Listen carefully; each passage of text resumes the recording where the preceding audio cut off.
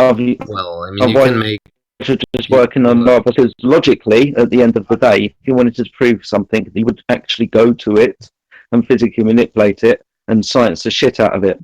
But you can't do that with lights in the sky, so you can't claim absolute truth. Yeah, because absolute truth doesn't really exist right now. Well, this is what you have to understand. Again, I was saying this earlier. Okay, physical, tangible reality flavor. Wait, I'm sorry. Skygazer was talking. Skygazer was talking. Right. So let me just present Skygazer is always talking. Yeah, he was talking. I'll just present this very simple idea very quick, and then I'll let you go. But within astrophysics, you have these two ideologies. There's one that says that we can determine the nature and the composition of the light source based on our observations and measurements of light. Right. That's one thing. This is what they did in the up until the 1950s, essentially. After the 1950s, you had this second class of astrophysicists that were saying that in order to determine the nature of this light source, we have to travel there and measure it and quantify it and observe it. And this is why they engaged on this journey to the moon, because this is proclaimed to be one of the visible lights in the sky, right? So here's what you have. But the issue here that you encounter is that you have all of this data that's collected over about 2,000 years from these astrophysicists or astronomers that were making measurements and quantifications of the source of the light. And then in the 1950s or 1960s, when people traveled to the moon, they collected a certain amount of data. But what you end up with is very simply these data sets were not compatible. So what you have to understand is that either you believe in NASA and you go their way, or you believe the ancient astronomers and you go that way. So there's conflict stuff wasn't reliable. Not really. I mean, I don't know if you understand that science. You didn't have one form following, one function, because you can have the same observations follow from different phenomena. So it's no longer a 1-to-1 ratio, and you can no longer trust their conclusions as the only conclusion.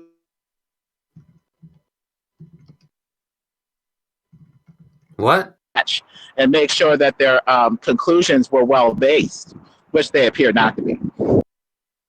So you are comparing people that lived 1,000 years ago to scientists that live now.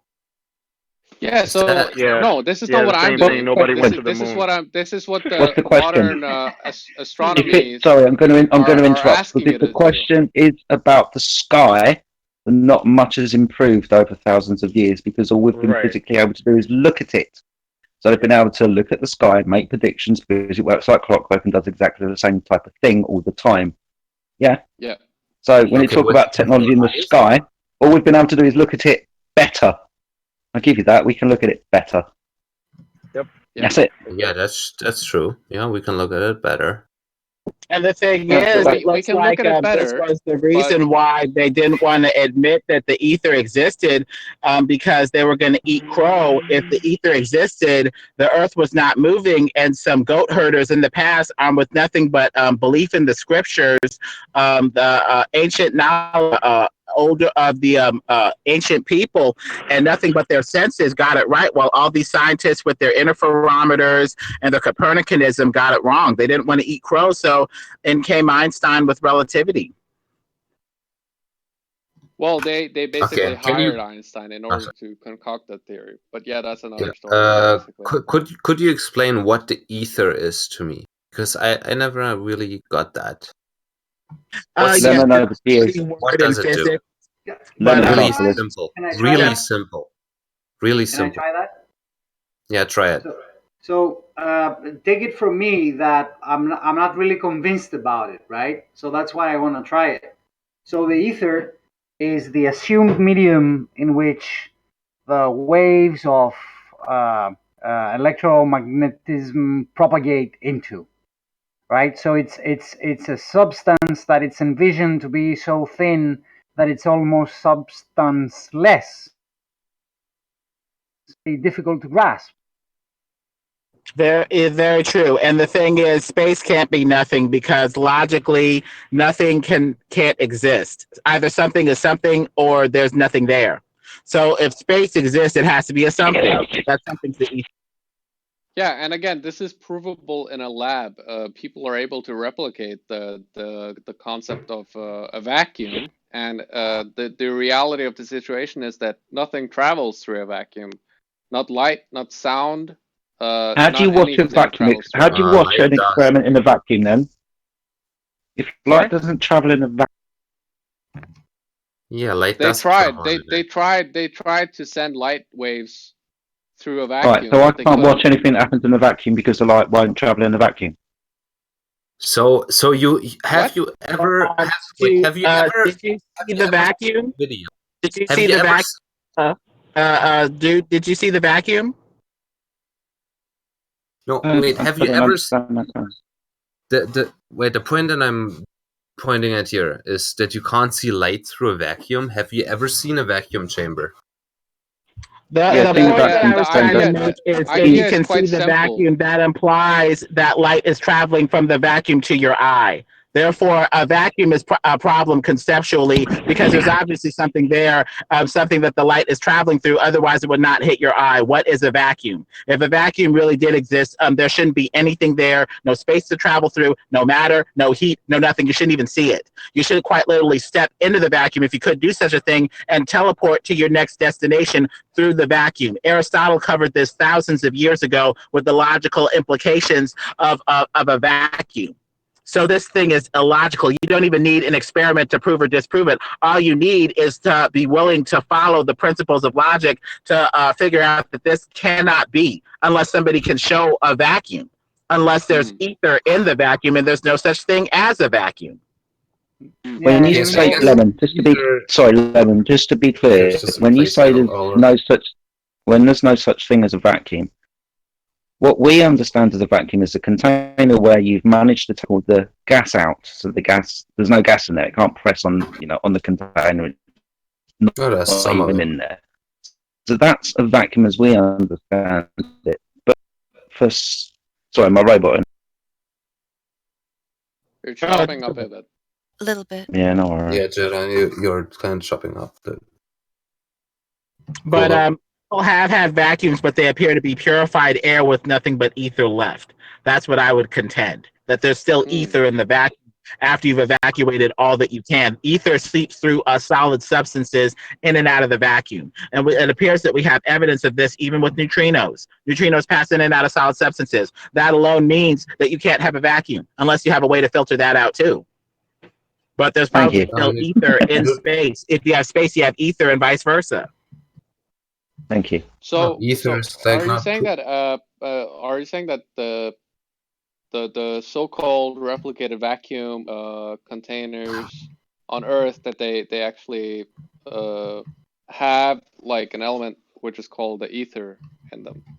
Yes. So and does it mean that it's known to have a resistance of 378 ohms? The vacuum of space has an electrical resistance of 378 ohms. So something has to be resisting the electrical charges that they're trying to send through space. Most likely it's the ether. Right. So has there actually been done experiments of trying to propagate light or sound or whatever kind of energy waves through this so-called vacuum? And if so, we can see it in experiments on YouTube. If you can see inside the vacuum that they're trying to generate, that means by extension that light is traveling through the vacuum. So light is obviously going in the vacuum, otherwise you wouldn't see it.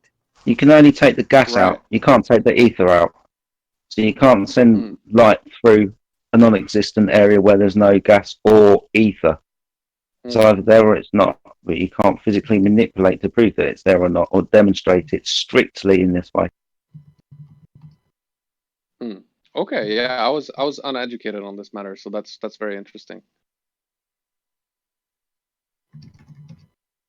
Well, yeah, I mean, but what's the evidence of sense, right? It makes logical sense, right? I mean, if light couldn't propagate through a vacuum, then anytime somebody created a vacuum, it would go dark, right? You wouldn't see light through a vacuum. Exactly. Yeah, but But I don't Yeah, think. of course, I don't the think many vacuum of people, space is still not completely empty. Of course not. You can put cameras in vacuum. Like Lemon said right at the beginning, nothing. Isn't that the contention? There's a contention between dark matter and ether. Like, don't they basically represent the same phenomena, that there's not necessarily, no, undocumentable medium that light travels through? Because light, even in the globe, like mainstream astrology model, light travels through something. And in the mainstream ideology, it's through this dark matter that cannot be quantified, whereas in quantum mechanics, it's called quantum fluid. It's called lots of names. It's represented in other theories with other names. Quantum fluid being one, another representation of the ether. Now the thing that has to, like the paper for the pen, the medium for the story to be written on. Something has to be there for stuff to take place on. Without anything, then there's no foundation, is there? And the thing is, they also call it space-time, quantum fluid, like you said, dark. I don't know about dark matter, dark energy. Though they wrote that in to make their equations matched, because they assumed that these universes were made out of something that was spinning at a certain rate, but the universes and the galaxies that they were finding in space were spinning way too fast for their equations. So they cobbled up dark matter and dark energy to make their equations balance out. So it was based off, not off of observation, but based off of what needed to exist for the theory to be propped up. It's just an X, basically. It's basic algebra. So that's science. A 3-year-old could understand it. Dark matter equals X, and then you already have the answer, which is a certain number. But dark matter is just a function within that equation. No, dark matter or dark energy is what is currently not understood by science. We are trying to people are trying to figure it out. We currently don't understand it. We don't know if it's actually there. No, but you already understand the nature, the speed at which the Earth is spinning, the speed at which the galaxies are moving. Dark matter is just another X in this algebra equation. This is what you fail to understand. Yeah, it's like really just entry-level astrophysics. It's really just a matter on like galactic scale. It's not really on a planetary solar system scale. That's not where it really matters. It's just on like universal / galaxy level scale, right? Well, it's kind of made up because the math starts falling apart on that galactic scale, because as Lemon said, everything starts spinning apart. So the doesn't work. No, it's essentially because the universe starts to expand at an increasing acceleration. That's what it is. What you're failing to understand here is that what you're describing is actually totally accurate if you're talking about the mathematical question that's being proposed. But if you're talking about the natural science aspect of it, this stuff doesn't apply. Like, you're talking about theoretical mathematics, and this is the issue in modern astrophysics, is that it's divorced itself. It used to be correlated, but once you started to look onto the sky and quantify the nature of the planets and the stars, that's when you fell into this issue of now we have to build onto this. So you say that the star is X amount of miles away, and then therefore you're able to say that, this star is X amount of miles away from this star, and that's how you end up in this extremely confusing dilemma where you're assuming that observable phenomena is actually real, which is not in accordance with natural science. And there needs to be. No, I guess you just don't understand. There's a lot more science behind that. How about you define the term science? Because you seem to use that term a lot. Yeah. So when you say that there's a lot more science behind it, how about you define the word that you're using? Because that's what an honest intellectual discussion consists of, is that you define terms before you use them. Tell us exactly what science is behind being a factor of 10 to the 120th power off.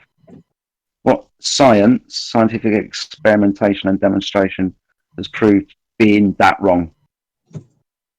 What? Because that's how far they off with their galactic model, all of their maths, when they have to start making up these things like dark matter and dark energy and It's the not dark made side. up.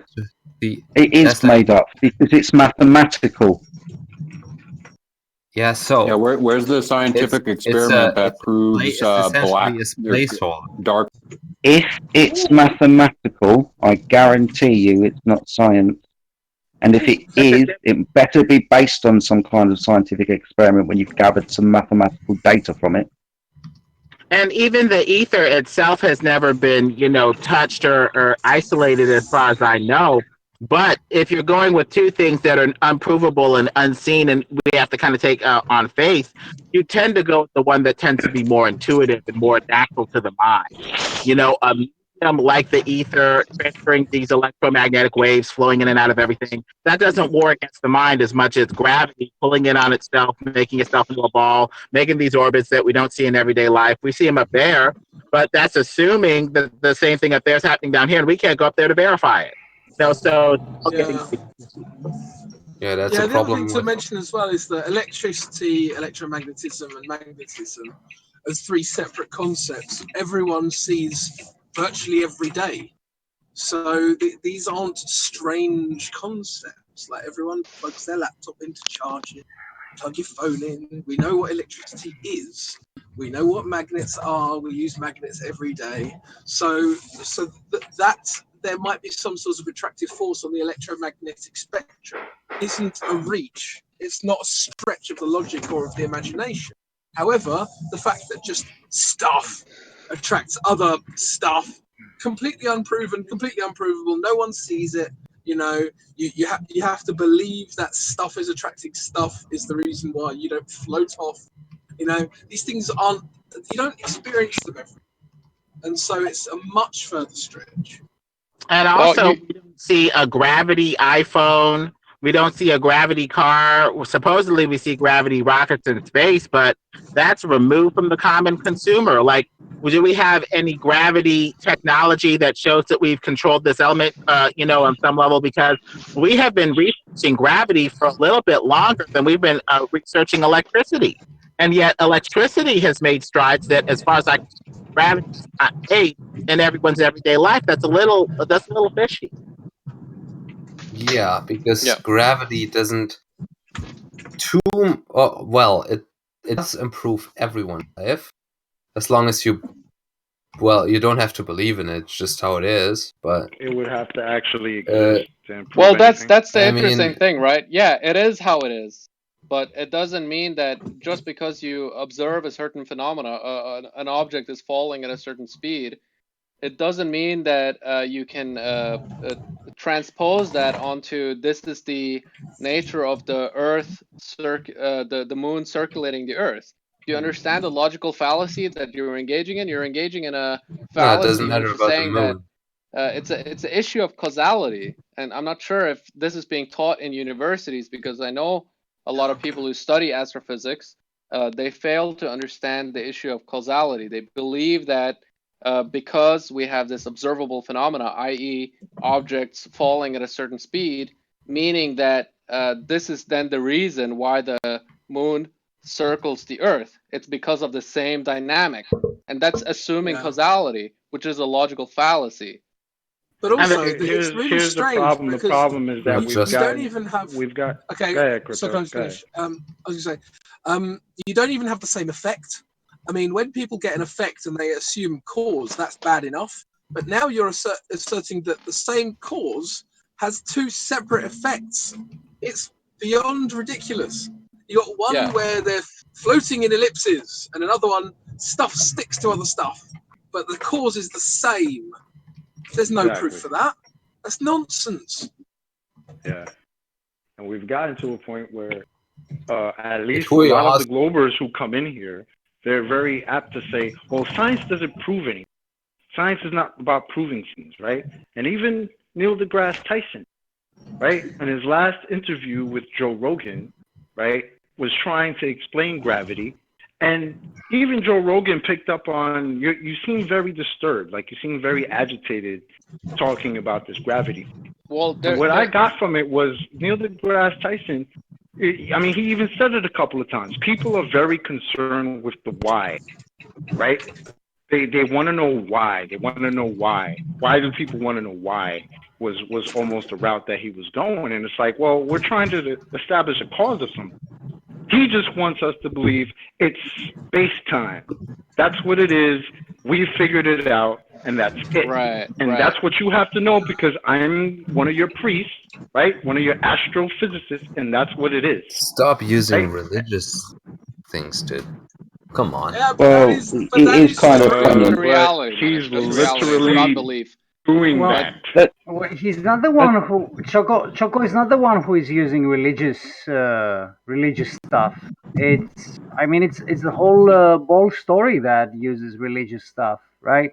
I mean, I might as well have been watching No, him. you have to because this guy is up there telling me that I have to believe what he says gravity is. He says gravity is the bending of space-time, and I have to believe that. And when Joe Rogan asked him, well, I mean, do you think it's not cool? It's something like, is it not cool for people to understand why? Neil deGrasse was very agitated. Like, why do people want to know the cause? You're going to keep asking why and why and why. We've discovered it's the bending of space-time. And then when Joe Rogan asked him, well, do you think we'll ever... They're stuck at Newton level. When Joe Rogan asked him, do you think we'll ever understand gravity? His response is, oh yeah, we do already. We understand gravity. I know we understand gravity because we've landed things on Mars. I know we understand gravity because, let me try to get the line right, because your GPS is synchronized to geocentric satellites, right? Satellites that are corrected for Einstein's theory of relativity, right? This is the type of dumb shit he's telling Joe Rogan. And Joe Rogan's just there eating it up like, yeah, that sounds cool, yeah. Yeah, of course he is.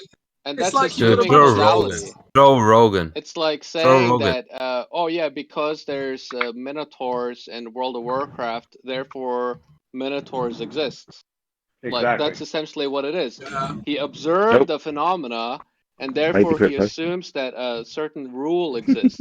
Like, yeah, there's magical computer code that allows a Minotaur to exist in World of Warcraft. It doesn't mean that it exists in real life.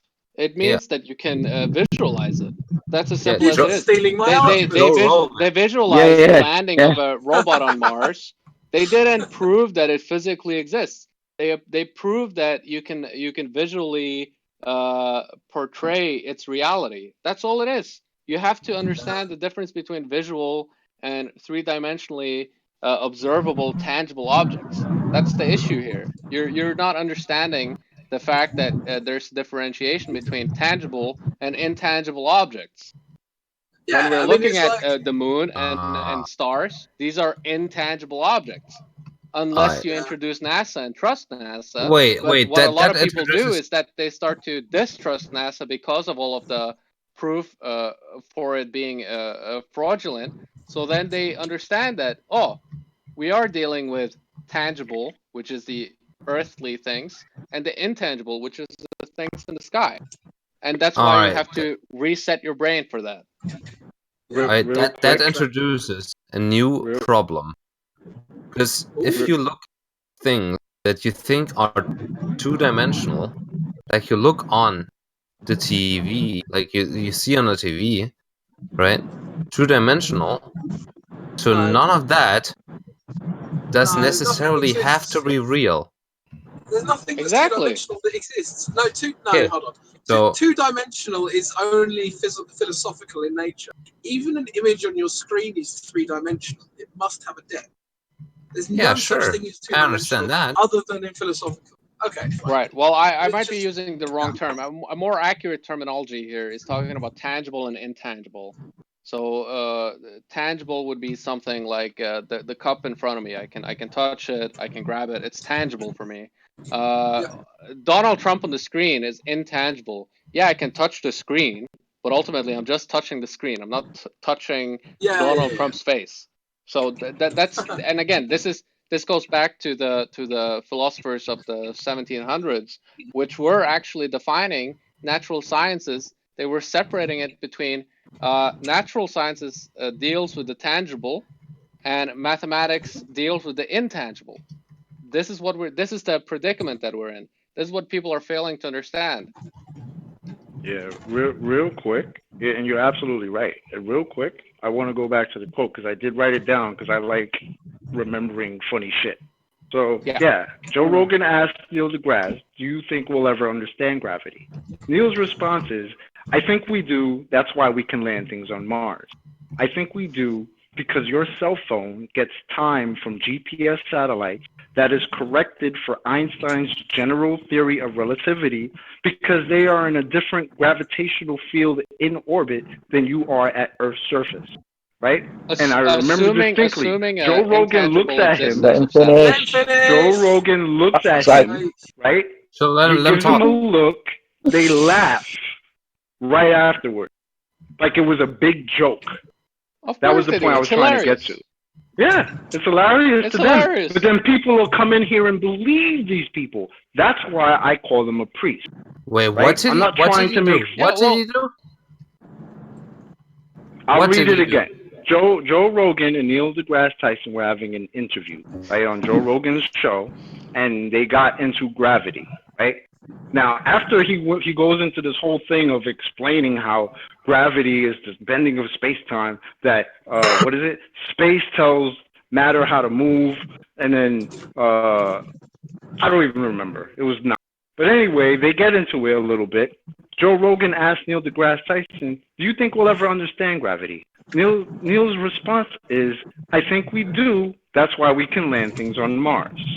I think we do because your cell phone gets time from GPS satellites that are pre-corrected for Einstein's general theory of relativity because they are in a different gravitational field in orbit than you are at Earth's surface. We got this."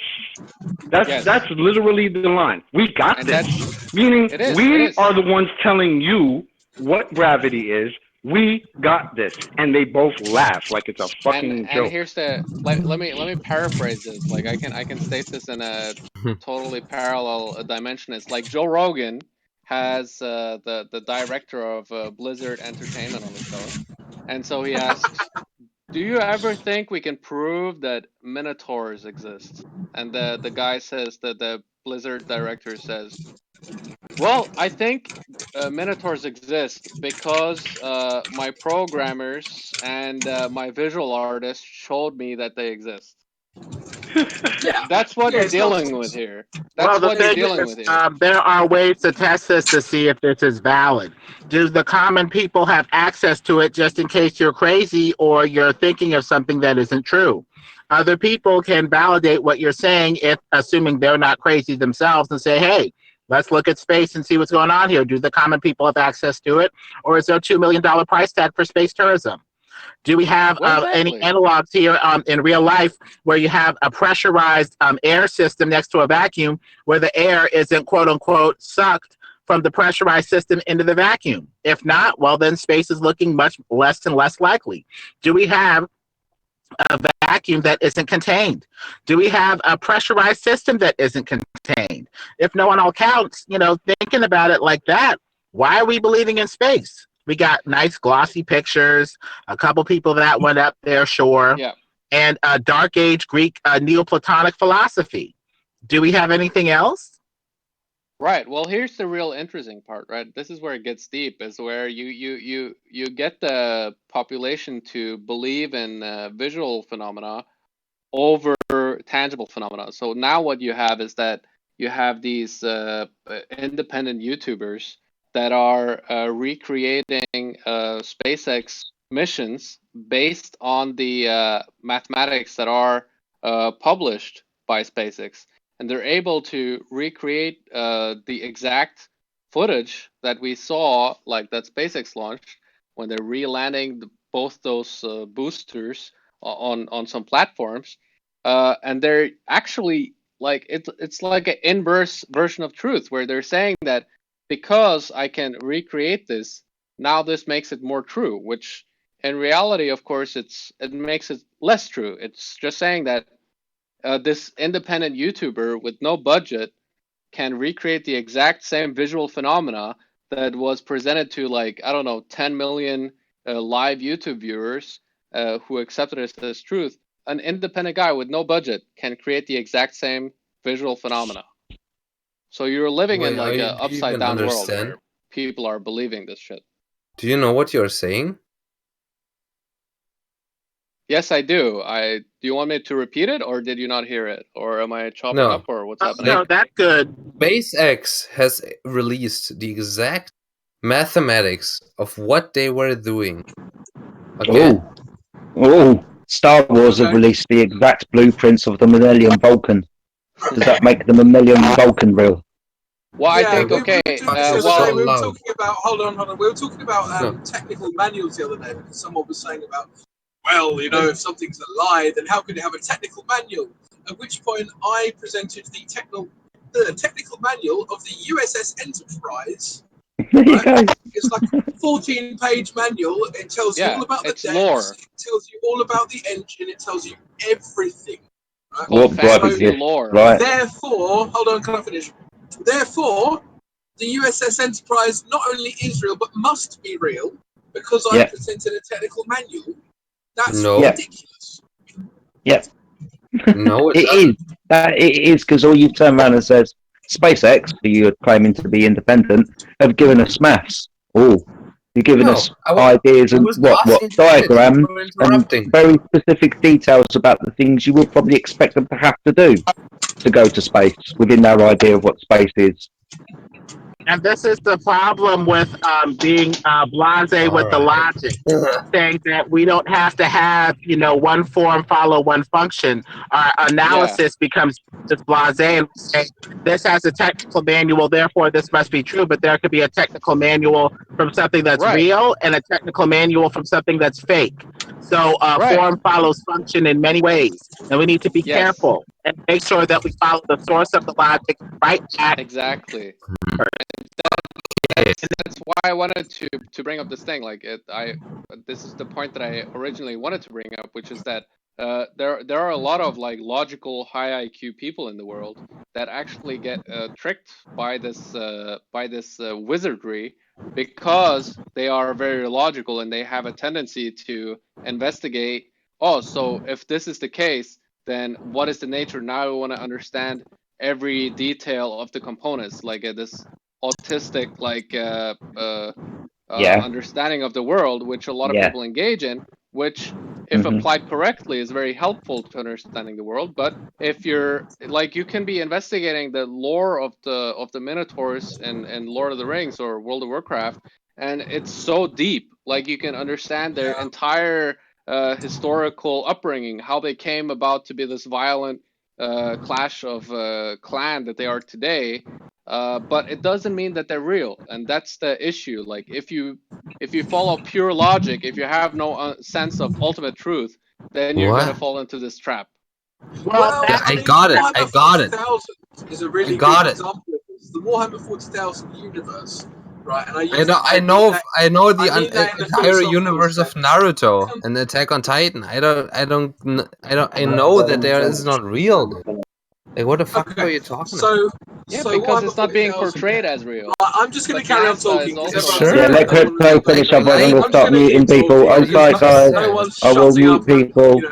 Yeah. When I hear other people talking, I stop, and then I don't feel like people are giving me the same respect. That's not really very fair. Okay, so the Warhammer 40,000 universe, right? I'm sure everyone's heard of Warhammer. Everyone's heard of 40,000. Oh yeah. You can read entire books on one single Space Marine chapter, right? So there's books on, I don't know, the Blood Angels, right? This is just a single chapter. And there are like hundreds of these chapters, all with these extremely deep and rich lores. Everyone knows Blood Angels don't really exist, but you could spend probably your entire life reading the lore of these things. So yeah, the idea that they have Chaos Space Marines, I read, I don't know, Iron Throne or whatever, the latest one was called.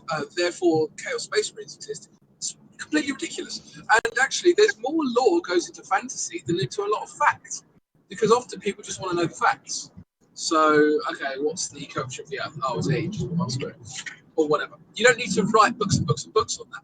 But when you're talking about entertainment, then you have to write books and books and books, because that's what the market demands, right? So just no, it's not actually. A lot of people want very simple stories. They don't need deep backstories. Well, clearly not if they're 40k fans, because otherwise they wouldn't be buying multiple books on. Yeah, and what kind of fans Hail do you the think Emperor. are NASA fans? So do you whatever. think that NASA fans are more fans, or do you Let think Crypto finish his point, and then you can ask his question. Okay. So yeah, the point I'm trying to make is that just because there's law, all that means is that the market demands the law. It doesn't mean that there's any factual basis. Very true. Well, the thing is, people think that magic fools the dumb and the stupid, but a smart person just needs smarter magic. Just get a guy like Einstein with a bunch of bells and whistles and equations, and a bunch of people that don't want the Earth to be non-Copernican, not a ball running through space, and you have a fertile ground for people who want to believe the fantasy. Even smart people who, just really don't want to deal with the universe at the center that may lead to a creator like God. So really it depends on who you're dealing with. A simple person, simple magic. A smart person, well, you're going to need to be a bit more subtle. Yeah, same thing as when everyone on Earth believes that the Earth is flat is happy as fuck, boy. No, you're not going to encounter a single flat earther that's happy about being a flat earther. I'm sorry. Everyone is fucking traumatized by all the deprogramming they had to go through, and the ego that they had to delete from their own mind. Sorry, that's nonsense. Sure. I feel great, right? Well, yeah, I feel awesome that I don't have to carry a ball. The entire subject that the guy brought up is completely off topic. It takes a lot of effort to give up all of those things. No, we're not. At least for me, I believed in it for a long time. No, it doesn't. Is anyone other than Skygazer allowed to actually talk this evening? Or is it just going to be monologues for bloody Skygazer? It's driving me nuts, dude. Yeah, that would be me. Emma! So if I have the floor for like 20 seconds. I'll try to be polite. I'm sorry if I cut in, but with people that go on and on, I might give them like maybe 1, 2, or 3 points before I, cut in, especially if it's a long, a long lecture or whatever. But so far, so good. Carry on. Emma, did you have any points you wanted to make? Yeah, what I wanted to say, Tap Dances here, is that I completely disagree with what Skygazer said and what Rusty P wingmaned, right? Because I feel great that I don't have to abide by this stupid ball nonsense religion. I feel liberated, like I'm out of a cult or something.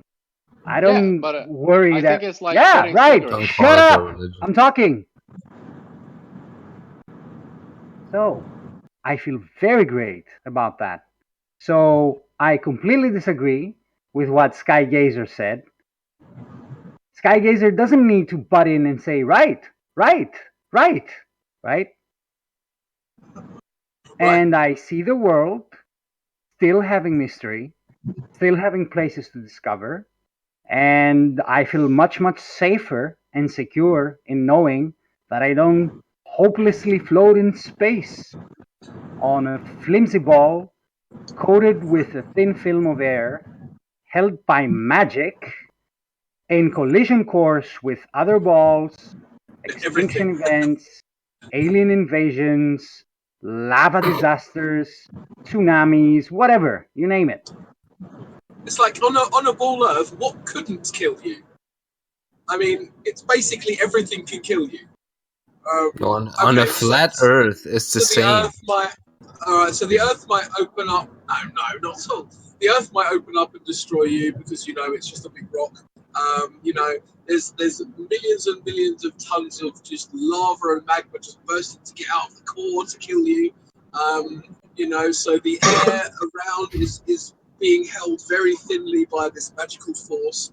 that we don't understand. So who knows if it'll be there tomorrow? We might crash into another planet. The ellipse might go wrong and then we float away from the sun.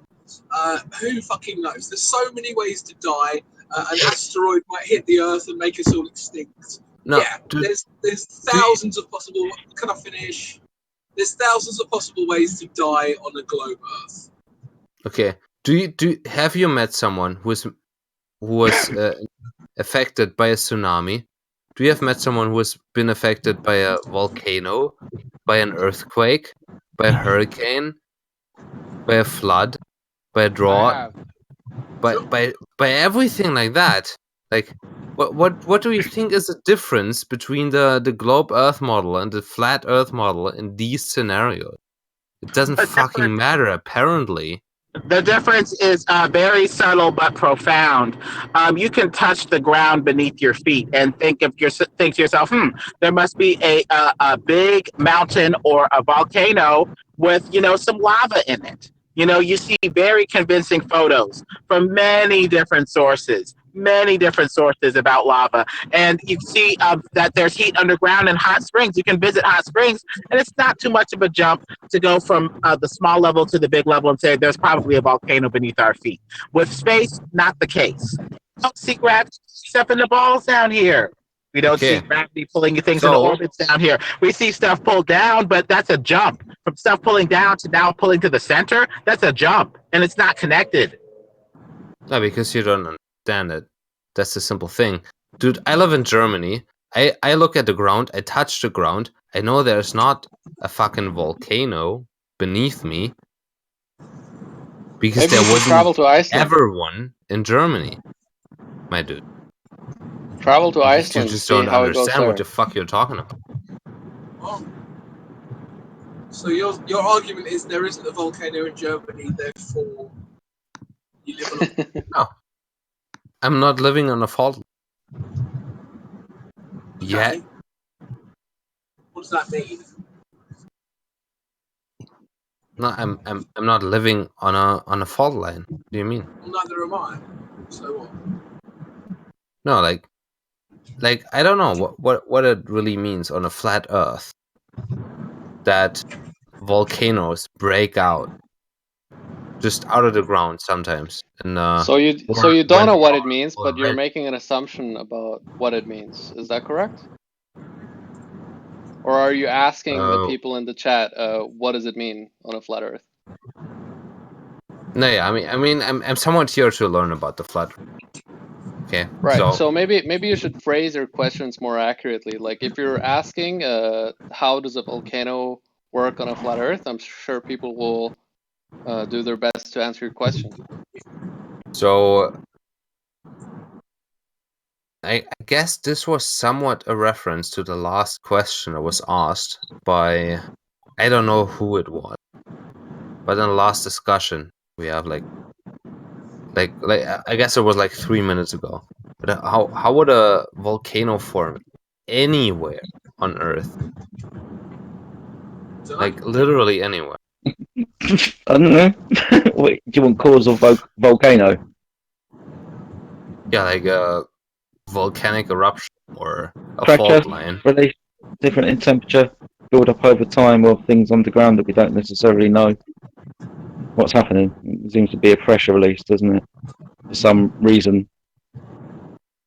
I mean, I guess on a ball you might hear, but it's...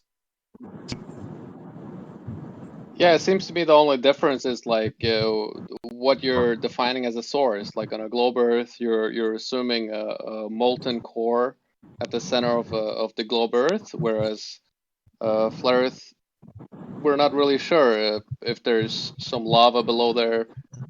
People know better than me, but I'd ask you to refer to a geologist, because I think that geologists have a very kind of rational kind of understanding of the Earth. They sure have. Well, the problem is we have a mythology in place. I call it a mythology, where the Earth is this ball full of lava at the center. but that paradigm has problems of its own. If you look at David Pratt's paper, Plate Tectonics, A Paradigm and Threat, you do not see the things that the mythology leads us to believe exist. You do not see a sheet of magma on which continental plates are drifting. You see magma coming up in channels. And right there, you see that there's a problem with their mythology and that it may be time to look at another theory. Perhaps look at the electric universe theory, which thinks that the Earth has this big electrical circuit of some sort, and maybe the magma runs along those circuits as the electricity flows and melts the rock. That would explain why we find magma in channels, but we don't find it in this huge sea underneath us. Another problem with the plate tectonic theory, we don't have any plates. They assume that the plates are along the boundaries where volcanoes are, but you don't see this puzzle piece lock and key formation where you have clear definition of plates and boundaries. It's idealized, but it is not true. Another problem with it is how would you have the plates move and shift over each other in the plate tectonic model without breaking up and deforming from said movements? So there are problems that we are not told about in the paradigms that we're given. The agenda is simply pushed, and they say, you know what, just go ahead and believe this, whether or not there is evidence to the contrary, like believing in a round Earth, despite the fact that we have found no curvature. Okay, yeah. what? Listen, and not to go to a super tangent then, but this also raises a very interesting question. What are volcanoes? Right? What are they? Are they natural heat pockets of the Earth that man has been, using for a long time for, I don't know, maybe dumpster or something? No, don't say man recycling material that one can use the same way that one would drill, to extract water, or are they completely man-made? Perhaps by, I don't know, maybe piling up some radioactive material and having heat and let natural processes run their course. So volcanoes, why do you say man-made? And maybe there is one. It's one of the mysteries of the place we're in, because we all know that, as Lemon put it, there are no plates. So that story is bunk. So something else is going on. Yeah, Lemon said so. It's bunk. No, why would volcanoes be man-made? Why would they benefit humanity? Why are volcanoes man-made all of a sudden? Who said volcanoes because he said it. Because he said it. I'm sorry. He said it. Oh, Dancer said because it's somewhat about recycling stuff. Yeah, he said about radioactive reason. Yeah. Okay. Can I clarify? Well, I just wanted to add on to something that Lemon said about 5 minutes ago, with regards to the plate tectonics and the study. Of course, the main problem with the study, when you're trying to prove the shape of the Earth with said plate tectonics, is that a first principle is that the Earth's a ball. So you can't have it as your first principle and then use it as proof for the first principle as well. It can't be done. It's logically invalid. So when people say, plate tectonics, therefore balls, well, the problem is they assume the balls get to the plate tectonics. So, no, that's not And proof. you can see in this picture here that right after a volcanic eruption, a light appears in the sky. I would go ahead, affirm the consequent, and make an assumption that it's not a UFO, as this thing was trying to say, that it's probably an electrical surge from the Earth into the sky hitting the dome. I'm going to go electrical universe with that. And that goes with the channels of magma that they find, not the sea of magma, the channels of magma. And this together, this is enough for me to run with it and go with another theory. What second is that at? What time is that at? It's a video I put in the chat at 6:04. It says strange UFO lights appear after major volcano eruption. It's on the UFO track, but I reject that, and I just go with an electrical discharge. It looks like they tried to take a picture of the volcano with infrared, and you can see a place in the sky lighting up right afterward. I don't think it's a coincidence. Yeah, I'm looking at a video where they are circling the stars of, like, the belt of Orion in a red circle. Like that itself is like fucking bullshit. What the fuck? That seems like there's an agenda behind it. So it appears that you're trying to destroy the mind that is detracting from your model. You're not really offering proof. Shit, but I like don't if know. you could offer proof, there is a video where there's a volcanic eruption where the belts of Orion are circled in a red circle. Isn't that like some sort of agenda? Who cares? Yeah, why don't you prove the globe Earth?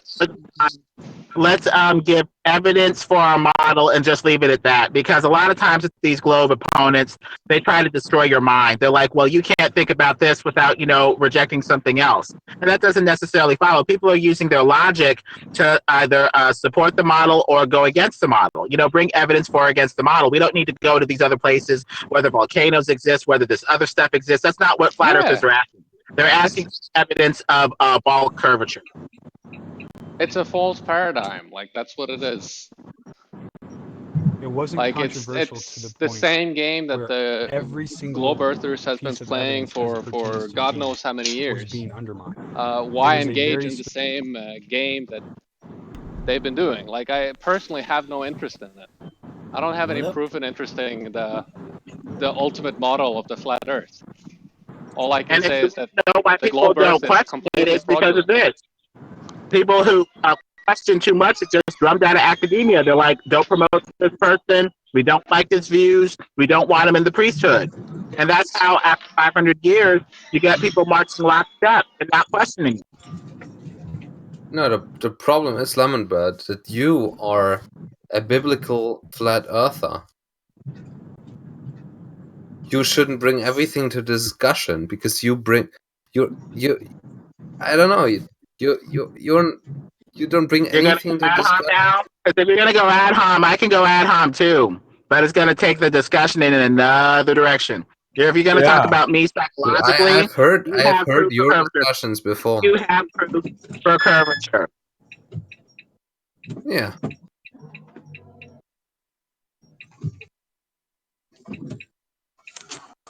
So, what's your take on curvature? I'm waiting. What's your proof of curvature? What curve? Why is everyone telling me the ball's round? Well, it's proof to me. Should I take from my personal experience? Because then, of course, I couldn't take proof of it because I understand that my personal senses are not enough that I could detect curvature. Right. So if you see something in the distance, you don't see something in the distance. No, if I see something in the distance, I can see it. But if I can, is the thing that you see in the distance, is the thing you see in the distance there? If you see it. Yeah, if I can see something in the distance, I can see it. Cool. But that's like not relevant to discussion. Well, it is, because the ball will tell you there's things in the distance you shouldn't be able to see, but there are things in the distance that we do see, thus making that prediction not relevant to reality. Yeah, there are certain observations that were made that are used by flat earthers that are not really, well, that shouldn't be usable by flat earthers if used by the right parameters. If you use the right calculations. Let's talk about a specific instance. What are you talking about? I don't know, like the world record picture for the longest distance photographed. For example. Why shouldn't we use that? Why shouldn't we use that? Because if you take the height of the observer into consideration, plus refraction value, plus the height of the peak of these mountains that were viewed, then you should be able to see these mountains accurately. No, wrong. And that is how wrong, yeah. There's a couple of things wrong with that. First of all, how do you ascertain an objective refraction value? Under those circumstances, you don't mean I know the reflection value or refraction value is like an average, and that is a calculator that is used. Understand To understand something what is the average? is to stand in the midst of it, to be part of it, and to be within it. Okay. And so that is you're talking helpful about to things keep you in don't know mind. anything about. I cannot walk into something that's Yeah, crumbled same up as the flat and earthers closed that off. use that To to truly fucking understand something, it No, needs to be no, I'm that's going not through it true. with you. unfolded. I use that. And that okay, is so what an you're talking explanation to me should about do. me, The and word I'm explain proving to you that I know literally about means more to about this than flatten, you do. plane, By asking What you a refraction question. value is used? There explain, isn't to one make that you flat. can use. That's Now, the problem. if you'll excuse the analogy, There if this isn't is a one you story can I want to use. read, You have and it's all to crumpled up, use the a refraction physical value, law which basically just tells backs me a your summary of the model story. based It'll on tell me zero how the story measurements. ends, what language So how and are you going to grammatical do that? rules You're were just used to write asserting a it. refraction value. But an You're saying, explanation well, the will first principle flatten is that it's the a ball. page out We know and what the allow me observer to height see is. We know the how tall the details, mountains are. an actual Therefore, the word, refraction and must the be word that this. follows it, and right? so on, all the way But there's through. no Yeah. physical evidence that the Sure, refraction is sure. actually that. Of course, Back but to engineering. what would be the refraction value on the flat Earth? I mean, there should be a value, shouldn't Yeah. it? Well, yeah, we know Yeah. the So stuff what for is it? Well, if you know the formula, you should probably know the answer. It's a simple equation, right? I mean, so I don't know the formula. So could you please, like, answer me the answer that I could put into any No, calculator? the issue here is that you're basically There's loads surrounded out by a there. bunch of people who doubt in the globe model. So we're not here to prove some alternate model to you. We're here to hear about the model that we do not believe in. Simple as that. What you have to understand is we all understand that refraction exists. But it is not a huge amount, you know, when we're talking about the distance and the amount of atmosphere you have to look through for that distance and the type of atmosphere that you're looking through. You know, atmospheric conditions do change. So, you know, light's going to change through the medium of the atmosphere on any given day anyway. But you can measure that. You can shoot lasers, light through the medium of atmosphere, shoot it at targets and see the differential between the laser and the target. I mean, to have a laser and target, you need a direct line of sight. If that laser and target are on a curved surface, at some point over distance, you're going to lose light. So that's why we test with lasers at distances that are not possible on a flat Earth. Sorry, not possible on a curved surface, but only possible on a flat Earth because they have a direct line of sight. So we're testing because we have observation.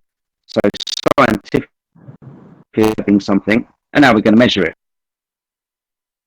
We're testing for light refraction, but there isn't enough light refraction to bend things around corners, things that we shouldn't be able to see, things that are not visible. And like you said earlier, you see the thing in the distance because it's there. Yeah, the thing is we see too far. Yeah, at very specific condition. No, actually, it's quite a normal. You can't see it. You should look it up. And What do you mean very specific conditions? The very best conditions that I know are just after a thunderstorm. For some reason, Bev, I think one of our guys with a P900 is taking observations in all types of weather conditions. Just after a thunderstorm, you know, where it's really clear, right? So the clearer the atmosphere, the further you can see. And that's true, but we see the object quite simply because the object is there. We can only see it based on the atmospheric conditions of the day. The atmospheric refraction will not bend. It will wobble things up and down a bit. Give you that. But to say that you live on a ball, therefore, the reason must be refraction, and then just kind of adding in the refraction value afterwards mathematically, that's the wrong way to do it. You've reverse engineered your proof. Yeah. No, it doesn't. Yes. Yeah, it is. It is exactly that because you see, well, whatever the light refraction must be the light refraction. You know, because I see it, so it must be light refraction. So I must insert light refraction. He's right. I mean, I guess you don't understand, and I guess I don't. No, we understand it. Either. We understand it. No, this is the heart of the claim.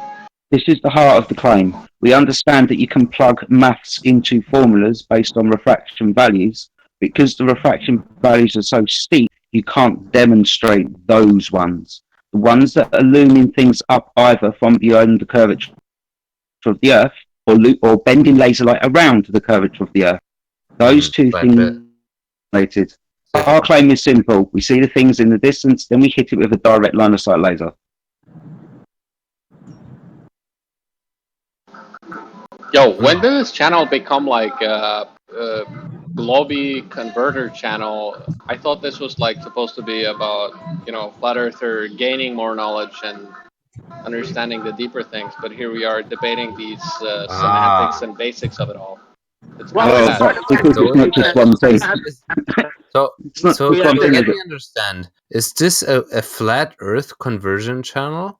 So you want to try to get people into believing flat Earth? No, that's what I'm claiming. It's not. It's about understanding the nature of the Earth. Whereas now we're sitting here entertaining you, a little clown who's entered this area and expecting to be entertained. And I have no interest in entertaining you. Well, he has made no effort to deserve it. Well, he has entered the flat Earth sanctum, and this helps other people, you know, see the two sides, because, you know, a lot of this is about how to think about it, how to, you know, go through the evidence and be like, well, I see satellites. How do I think about this from a flat Earth perspective? You know, from, you know, this perspective or that. That's part of it, too. And we're all on a journey of, you know, exploration and, you know, trying to find the truth together. Well, it seems to me like some people are like... we cannot go around the world expecting that trolls do not exist, because they do. And this, to me, quite honestly, just seems like just another troll in the desert that should be abandoned. Who? Well, I mean, this is for the third person out in the audience. This is for them. Who? Wait, who do you see as a troll? Who do you see as a troll? No, I'm asking you. Why are you asking the question? Because to everyone else, except one person, it's a very obvious answer. So I'm wondering, why are you the one to speak out and ask, who is it? No, like, I'm just asking. Like, no, like, I'm asking. Okay, so, well, I can't answer a question based on the question. I asked you a question. Who's the guy who's here to troll the flat Earth audience? And why were you here like 3 months ago? Because I recognize you. Oh, so it's me. Is it? Do you feel proud? Or why do you sound so cheerful when you're saying that? I'm just saying, like, I guess it's me. Because you're like saying there's some troll. Do you believe in cheerful? Do you believe in cheerful ignorance, like the idea that ignorance is bliss? Do you think that there's some truth to that statement? Yeah, there's some truth to it. Sure. Okay. Yeah, that's good to know. I'm glad our listeners got to hear you say that out loud. Yeah, I don't believe that. Well, I believe that it's a good thing, but. Yeah, you believe ignorance is bliss to a certain extent, and I think that speaks volumes for the history of your statements throughout this conversation. And I'm happy to hear you be so honest. I think it's the first time you're being portraying honesty at this level, so I applaud you for that. Yeah, it's not about the globe Earth or flat Earth, though. So I hope you understand that. I'm sure all the listeners understand that, and they are able to separate your one statement from your previous 40-something questions and trolley answers. I'm sure they're able to do that. So I'm sure you're coming out from this in a good light. Yeah, it's cool that you're calling me a troll, because I don't know, man. Who's got the old Earth, Wind and Fire in the background, and why am I not invited to the party? Right, I was thinking the same thing. Yeah, and Rusty, I'm not calling you a troll. Yeah, a bit weird. I'll get the video banned, that. Yeah, Skygazer, you need to not have music in the background. Sorry. What? Or whoever. I was jiving out to that. Yeah. Yeah. Don't ruin my fun, Emma. The people are loving the music. I'm literally unmuting and muting. I lost the live My bad. stream the other day because I was listening to music. Yeah. Really? Yeah, some hyper something mix of Shaka Khan. Shaka Khan. Yeah, it was like a really weird DJ mix that I was listening to. I thought I might be safe, but they caught a bit of Shaka the algorithm Khan. will pick it up. Yeah. Yeah. Yep. Yeah. Be very careful. Shout out Dr. Science. Good evening, buddy. Hey, what's going on, guys? Hey, Hey, Mom. How's it going, guys? Hello. If you're recording the stream, independently, you may be able to salvage it, but you will have to put it on an editor and go and manually find the place where the music is played and silence that bit out yourself. Yeah, mine's and then just re-upload it. Otherwise, my stream is just it's being done live, and so it's not being recorded. If it is live though, it's not recorded. So then you may lose the whole thing. Actually, that sucks. Yeah, you'd probably be safer just end that live stream now and start up again. Yeah, that's a good idea also. Well, it hasn't stopped for like a week and. Like I keep coming up with Ain't Nobody, but it wasn't Ain't Nobody. It was the other one. The other one. Yeah. Nearly did too. She's only got two, hasn't she, that are on the mixes. 80s, early 80s, Shaka Khan. Ain't Nobody. Can I ask? Dear Science, they did another really famous one. Dear Science, can you drop a link on chat for the stream? Yeah, it's the one that's on here right now. I'll go ahead and put it up. Or is there a way to get it from the bot, or I don't know? No, I'll put it up for you. That's so it's streaming. Ain't Nobody. I feel for you. There you go. Ain't nobody. I got it right. You know what? I think that the Ain't Nobody song, there might be some sort of Mandela effect going on with that. Because I don't know if you guys know, I mean, I play this all the time when I DJ, but there's like a double verse, right? So she'll be doing the whole da, da, da, da, da, da, and then everyone kind of starts singing the chorus, and it's too early every time.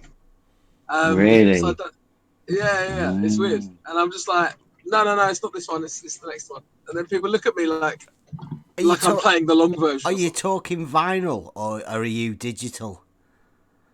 Oh, I'm digital now. It's vinyl. If they could mess about with the vinyl, that'd have been cool. MP3J. Also, are these people drunk, by the way, Crypto? I mean, Is Crypto drunk? Well, I don't know. It's like either or, really. How late do you play Chaka Khan? Well, it's normally the cheese set, so any time between 11:30 and 1 in the mornings. Yeah, see, they're all drunk. They're all drunk, and they literally can't remember, apart from how to sing the words. That's it. 80s cheese house. One of my buddies used to say at the ending of a party, he'd get so smashed and be like, I was going to throw a bottle, but I decided to Shaka Khan. Get out, man. Get out. I'm back in a minute. Yeah. The cheesy songs are the best ones anyway, Crypto. Oops upside your head. Did you play Oops upside your head off? Agreed. I mean, if you don't get down on the floor, then you're not enjoying yourself, as far as I'm concerned. You know what? Sometimes, right? I'm not being funny. Sometimes I play like the Macarena, and everyone's looking at me like they don't know the bloody actions, and I'm like, are you serious? Come on. Yeah. All the kids know it. I mean, my daughter's disco the other day. None of the kids were dancing to all of the latest music. None of them. So we said to the DJ, I'll stick the Macarena on and, or the Time Warp. And they were all up there doing all the moves. Dude, I literally watched. Are they like early teens? I watched 11, 12. Yeah, definitely. Yeah, they at that age, right? They think that they're 18, but actually in their head they're still like 7.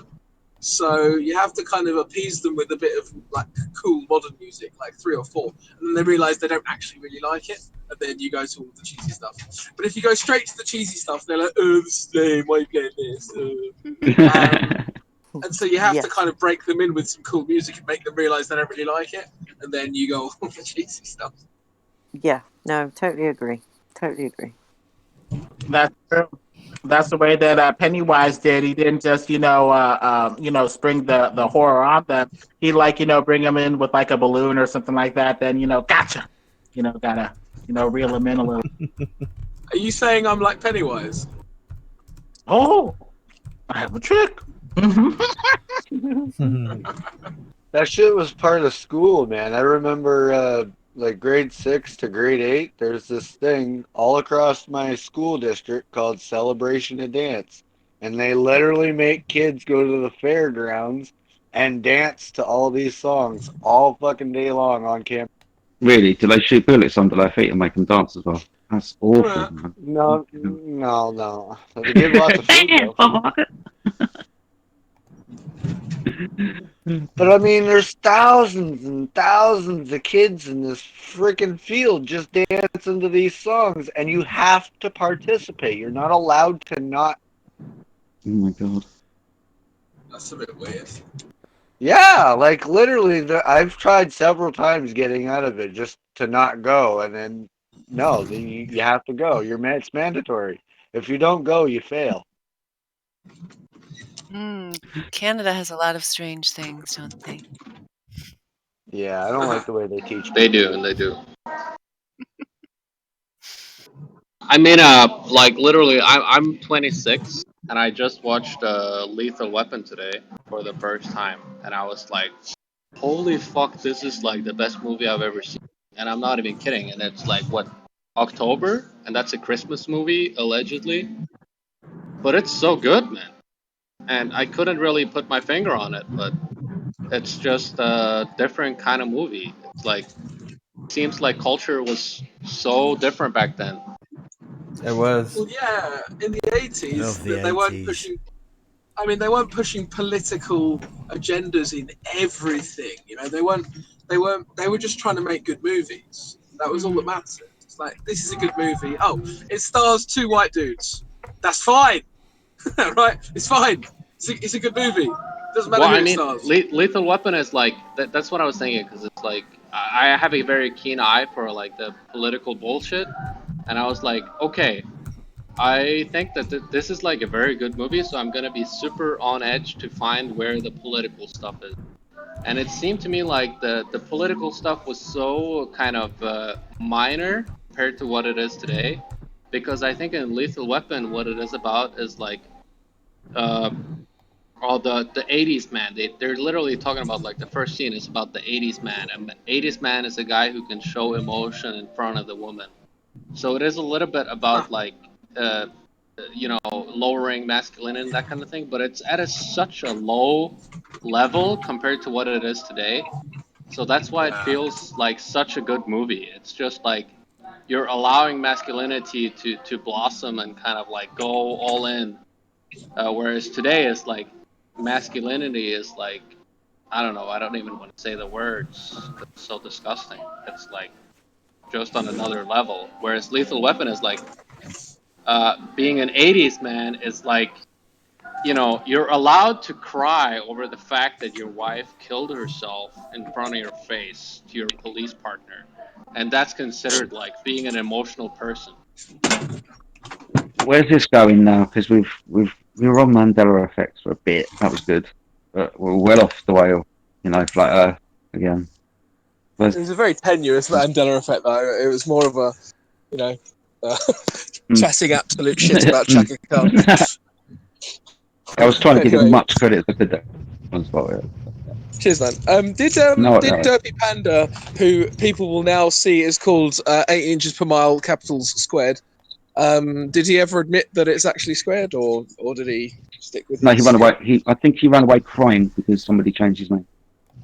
Yeah, he wasn't happy. Sounds like he needs to watch some 80s. It wasn't. It wasn't. It sounds like he needs to watch 80s movies. Bro, who cares? Who cares where the fucking Globers go? All you need to do is reject it and they do it a lot. They say Chad kicked his butt, I'm afraid. Well, in a way, you're seeing a form of blasphemy from these materialistic Globers that the common people would dare to put this, esoteric science within the reach of the common man, where, it's just like 7 to 8 inches per mile squared. That's it. That's all we're expecting. They're like, no, you have to use this expensive formula and leave it to the scientists and stuff like that. It's like they're crying blasphemy. They can't believe that the soiled masses dared to touch the science. They can't believe it. Right. It's like blowing it down, right? It's like the GMOs to the fact that potatoes grow from seeds. Like, that's a journey you have to take.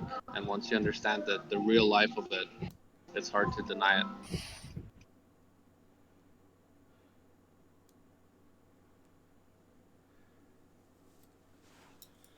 Did you see the picture I got from Zanuck last night about his level but not flat? Yeah, I've seen that. Right, well, he teaches that to the children at his museum. Did you know that? His museum? Yeah, did you know that? Okay, no. Race car driver, fighter aircraft pilot, museum, maybe. But that's why we should homeschool our children, right? What's the alternative? Like, you know that this is the path they're going. They're only going to go more and more insane. So, what are you going to do about it? That's I'm real. sorry. I was taking a hit, and I heard Zanuck teaches kids. Yeah. What the fuck? And he coaches them too. He was telling us about coaching, the other day. Yeah. He was asking his football team if they thought the Earth was flat. What? That's what he said. Yeah, he said he claims he gave them just an open-ended question, like, "What do you think it's flat or something?" I mean, I think I heard about the coaching, Yeah. right? That's one thing. You're teaching. Yeah, and like I said, so he's a teacher, race car driver, aircraft pilot. Yeah. I mean, this guy is Zanuck Tom Cruise. Can you see the picture he put in? He put in 24/7 last night, not 24 on Flat Earth Debate. That level but not flat, wibbly wobbly line. Oh yeah. I did see this. Yeah. He teaches that to the kids that come to his aeronautical museum, was it, or something? It may be an aviation museum that he's got. Well, when the kids come round, he teaches them that. Then they can understand level. I get the level flight path that an aeroplane goes. I don't know. Holy shit! Zanuck really does know everything about everything, and nobody else knows. He really does. I think that's Grimm, actually, the one that knows everything. Yeah, he's another one. Well, they're both prophets, but from separate religions, aren't they? They've got, issues. Yeah, but doesn't Grimm believe? He doesn't really follow the globe Earth, model. He actually has his own cosmology. It's electric, isn't it? He still believes it's spinning balls and distances and sizes and space exists. But space exists more and can be explained better through electric dynamic theory. Right, that's plasma and all that stuff. That's kind of what I was thinking. All of that shit, right? But you remember the other day he was arguing for curvature at like 60,000 feet. Yeah, and that's what I'm saying. It's like, we get these globe Earth debaters that come in here, and they cherry pick the cosmology that they want, and throw out the bits that they don't like. You can't. You're gonna have to accept everything that comes with this globe Earth model, or not. Like, you can't just say, "Well, I'll take this out and that, and leave this behind, but I'll keep this." That's not. That's. I don't understand. Like, that's what we get when we hear them in here. They're arguing to certain points. Well, I don't believe Neil deGrasse Tyson. Well, I don't believe this guy who's a professor. Right. Well, what do you mean? But these guys are them. Yeah. Right. They guys are touting out there in front of putting in front of massive audiences all day long, right? But we don't have to believe them. All right, that's fine. But now you're gonna tell us better when you get the story from these guys? Exactly. That's my point. Are you kidding? Who are you fooling with this nonsense? Word, yeah, bro. that's my point. And good to hear you, Doc Science. Yeah, man. It's subjective cosmology. Yeah, I mean, we get that, and it's just, I don't know. To me, it's frustrating because it's like, well, you want to argue the Earth's not flat; it's a globe, but yet you don't, take in like dark matter and black holes and all this. You want to leave that bit of, behind. How is that? That's why, Doc. For me, the best one is, but you flat earthers, you guys don't agree with each other. You guys are all over the place. Well, if you're actually a flat earther, you know what? There's three things that, well, I should say two. There are two things we all agree on as flat earthers. It's not a ball and it's not spinning, right? The rest, we say we're trying to figure out because that's what we're trying to do. You guys have a story that you're backing and you're defending and you're coming here to defend it, but you feel like you can just switch up the story whenever you want. That's not how that works. They're like, well, we could see curvature from an airplane. And you're like, well, Neil deGrasse Tyson. Well, we don't listen to Neil deGrasse Tyson, man. That guy, he don't know what he's saying. Like, dude's an astrophysicist, man. Like, you gonna discredit him? Like, come on. Well, the other day that guy said that any curvature below 85,000 feet is no longer void. It has to be above 85,000. Well, I'm going to have to psychoanalyze like the other guy was trying to psychoanalyze, me, and say that a lot of the hang-up is,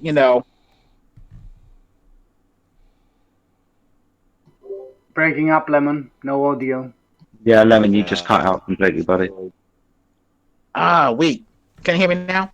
Yeah, I hear you now. I was just talking about the kind of atheist element where matter forms itself without a designer. That's the main appeal of the globe model. It is a general cosmology for those who need matter to form itself by itself in a way. Yeah, but you get the guys who want to form their own cosmology out of it because they hear flat earthers kind of stomping on the arguments of the globe. So they're like, well, I better stay away from this argument, but I'll still want to keep the globe. It's like, you can't. Like, well, it fits. It fits because they want to create a paradigm where matter leads to sentience and morality, but yet have a subjective morality with no grounding. So it's perfectly apropos that they have subjective cosmology as well. Yet at the same time, they're thinking about this stuff, right? They've all had experiences in life with their thoughts, but nah, it's okay for me to feel like my thoughts, my entire experience that I've had, that came from nothing. Right. That's ridiculous.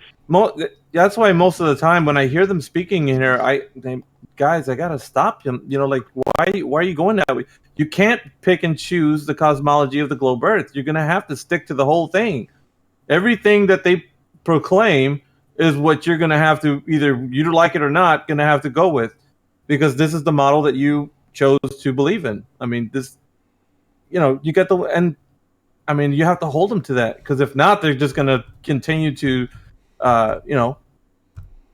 say, well, I don't believe in dark matter. That part I disagree with. Well, scientists are the ones that are pushing that on, the globe model. So why are you not liking that? It's like, it's a package. Going the other way for me a little bit. Sorry, it started going away the other way a little bit for me, Dr. Science, because they come in here and you're absolutely right. What the model says, what science says. Now, science freely admits that gravity haven't got a clue, got a few ideas for it, right, because we can't prove it either way. Yet with people coming here saying it's proven, they can prove it, and it demonstrates shit. Doesn't. They don't even tell you that they can prove it. Yet day after day, here they come, flogging a dead horse. Part of this cosmology, part of the cosmology is also this whole CERN thing that is supposed to be probing in, the interworkings of matter and what matter is. And so far the story is that, okay, maybe it's not exactly balls, but it's some, atoms are made out of lesser particles that again spin and rotate, and they are difficult and elusive to grasp and all that. And I'm just a little bit worried. I think it's prudent to keep an eye on that CERN thing, because I can see toys for children around, and they have a lot of that, like Stargate stuff. So who knows? Maybe the next deception is, we opened up a hole in another dimension, and now we can't close it, and now visitors are coming out of that hole, and they're dictating what the right way to live is. So I think we should also hold whoever makes claims about objective reality and is quoting CERN on that one as the basis of that cosmology. We should also be, well, at least I will try to keep an eye on them and hold them to the test and see what they have to say about it. Yeah, be like that little alien that's trying to tell you stuff, little Johnny. Back in 200 or 300 years ago, that would have been known as a demon. Well, it's not like the people that are involved with CERN and other such adventures in the past haven't expressed that they're seeking to draw on the power of otherworldly entities of a Lovecraftian or demonic nature. They got Shiva there as the statue there at their center in Switzerland or whatever, and that opening ceremony, it smacked of a lot of occult stuff. It's kind of that European old world secret society Luciferianism. Shiva's not demonic. It's not really occultish either. I mean, they may have been co-opting Shiva because that's what they do, but Shiva is a sacred deity from the Vedas, and so Shiva doesn't come from that demonic lineage, but they might be co-opting it. Hey, do you guys see the link that I put up? It's kind of telling though, right? Because why would a place like CERN have a thing or an icon or whatever you want to call it, like Shiva in front of it? Like, why would that be there? They're supposed to be about science, about empiricism, right? Well, it's under the disguise of philosophical materialism, which has been the predominant driving force in quote-unquote science. But they want the masses to believe it's searching out matter and materialistic causation. But behind the real depth scenes, they understand the spiritual nature of the universe. And that's why they're inventing all of these things to try to interface with that nature, to understand what makes humans sentient. They want to understand the connection between the material world and the spiritual souls that fill the vessels. Yeah. Yeah, because they want to either create an entity of that nature or deceive mankind into thinking that they know how creation occurred, etc. No, I definitely agree. They believe that shit. But here's what I'm saying. Like, I'm putting it out there. Like, so the people that are really, let's say, quote unquote, scientific, right? Real empiricism based, right? Well, they would tell somebody who, let's say, meditates and prays to some god that they're crazy, right? You believe in woo-woo shit and new age nonsense, right? But do those same people, do they question why a place like CERN, which is supposed to be scientific, do they question why something like Shiva would be in front of it or involved in it? Like, I wonder that sometimes. You guys know that Shiva's the destroyer in the Hindu religion, right? Right, that's what I've heard. So that's quite interesting. I think the idea behind Shiva, although a Hindu can correct me, I think the idea is that Shiva is the destroyer, but can destroy evil, right? So that's kind of the idea. But correct me if I'm wrong. But obviously, for me, that's kind of it's like one man's meat is another man's poison kind of thing, right? So you've got this destructive force, and they're like, yeah, we're trying to draw on, destruction. It's all about science, right? It's all held in the terminology of science. Yeah, I think from a Christian perspective, I may be waxing a little heretical here, but I think there's nothing that needs to be destroyed as long as it stays within, say, God's will. There's nothing that exists that shouldn't exist that will need destruction later, as long as it's within God's will. The moment you get out of that, then destruction would have to come into play. So in a way, Shiva's destruction is a secondary act from something that was maybe created that shouldn't have been there in the first place if it has to be destroyed. Otherwise, if everything's, already in balance, why would Shiva have to come in there, in the first place? But I don't know.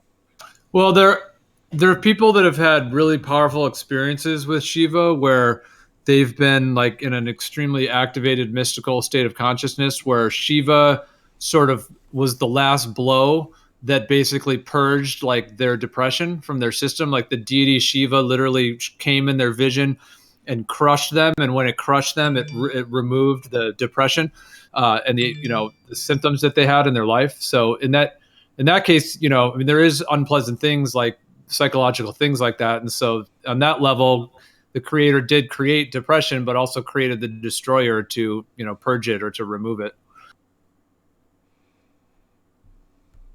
Anybody see that article that I put up? Yeah.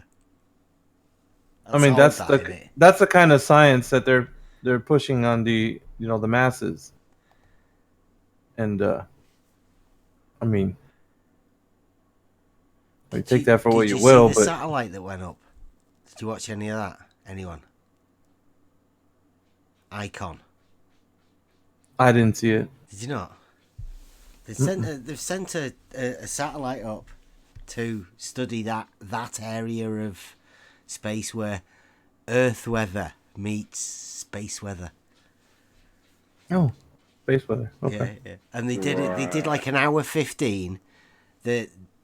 Along in that clip, as the two dudes are doing the the intro and all of that, and then they cut to the woman that does her bit, and then there's like 3 little cartoony bits, you'd have to call them, about what this satellite is going to be, what science it's going to be doing, studying this area.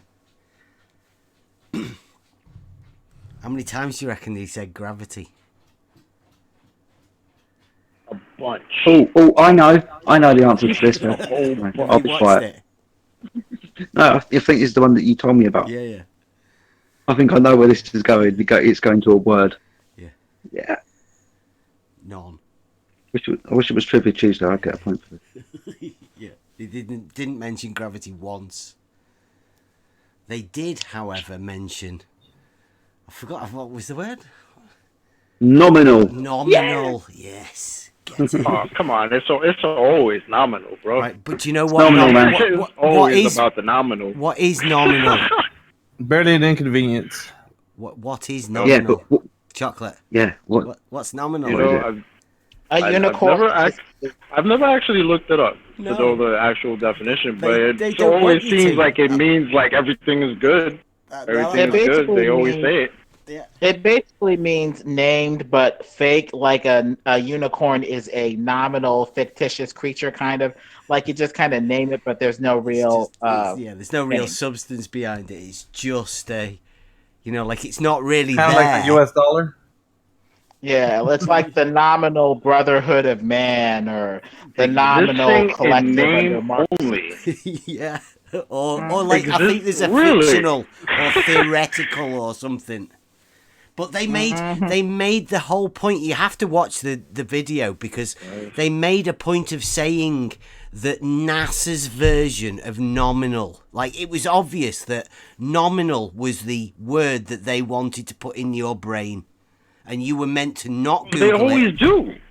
And you were meant it drives to think me it nuts every normal. time I hear one of those things, and it's nominal. This is nominal. That's nominal. This is nominal. It drives me nuts.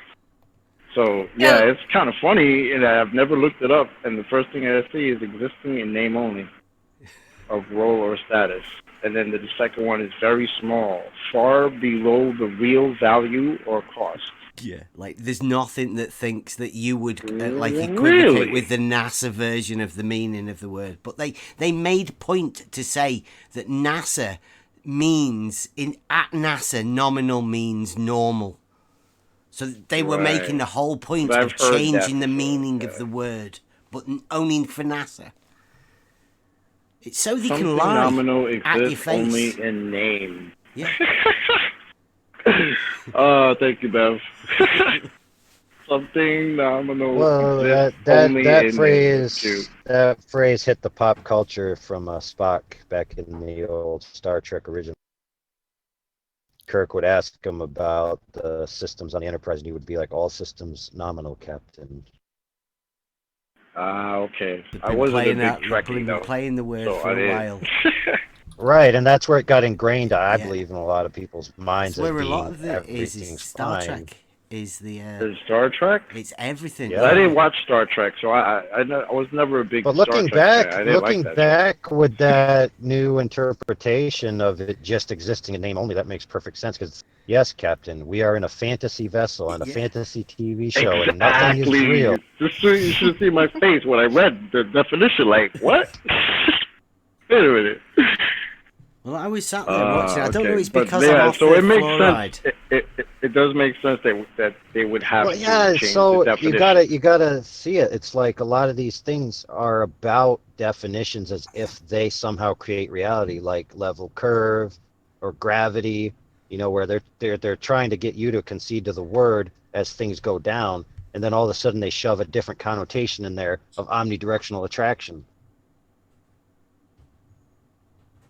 It's definitely a lot of it's a play on words. So they're using the words that elicit responses in you, but it has a plausible deception in it. Just like we were just talking about Shiva at CERN. It's like it could be taken ambiguously, like it's the destroyer, but it's the destroyer of bad things. But we really want to destroy all you humans. Yeah. You got to go. You're hurting Gaia, and my Illuminati controllers only need like 10 of you, so the rest of you have to die.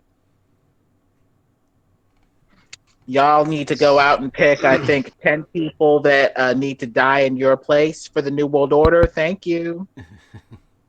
And in the meantime, we're going to try to open portals and stuff. We're going to do science, man. Oh, it's too funny. Meanwhile, their science is becoming more for esoteric. Higgs boson. Is that what they were? Is that what they touted to everybody, and then they said they found it or something? Well, did they say they found it, or they did it? I don't even remember that. I mean, I don't know. You hear different reports. They say they really didn't find anything. Because I remember watching the whole thing on the History Channel or Science Channel, or one of those things about this. Now, I'm not sure if it was before they did the big boson experiment or not, but yeah, it just seemed like just now. And at the time, I didn't think, why do they have Shiva there again? And what are they clashing into each other at ridiculous speeds? What are they trying to do here? Which is funny, because when you watch The Flash, that's exactly what happens. Because he runs so fast, he runs in a big circle, which is, he's got a track shaped just like CERN, pretty much. And he runs around in a circle, and he gets to a speed which is so fast that he can open portals in time and all this other shit. So, yeah.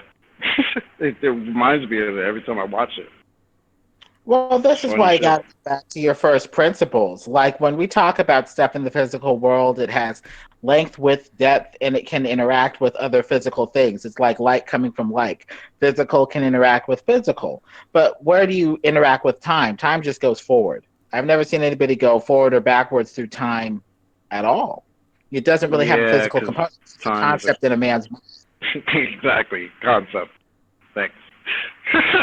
Can't go forward, can't go backwards. You just count and put a number on it. That's it. Can't do anything else.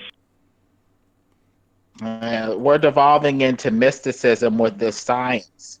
And, some of these very scientists who, hate God, the Christian God, are willing to go occult and go to, other systems that have been inspired by occult sources, the Far East, Hinduism, anything but Godism is what I call it, but I don't know.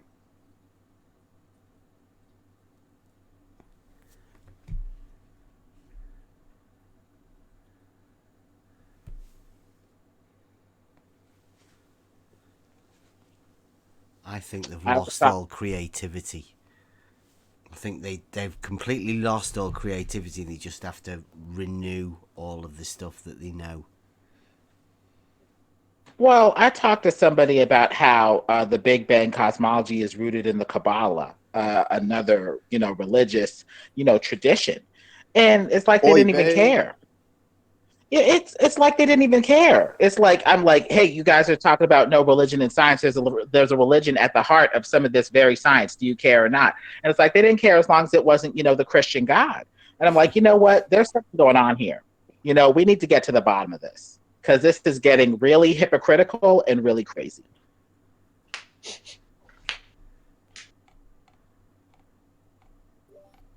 Yeah, they really get triggered by that, don't they, sometimes? When you call the globe a religion, even though it meets the definition on so many levels. Yeah, it's I mean, I think like it. I like triggering with that shit. I don't care. Yeah, well, good. You're good at it, so keep doing it. I got you. Because it is. Yeah, they need it. Somebody's got to trigger them. I mean, it just shows you need to have a worldview that inspires you to go out and take these observations. You need a place to put them. You're not going to go out and forage in the forest unless you have a place like a house or something to bring the stuff back to. You're making all these observations. Where are you going to put them? You can't do that and form a worldview. You need to have a worldview in place. Is it, going to be the Christian one, the Far East one, the Hindu one, whatever, just as long as it's stated. So people know where you're coming from, as opposed to passing it off as, oh, it's this objective science that is just out there in the ether. It's not informed by any worldview BS.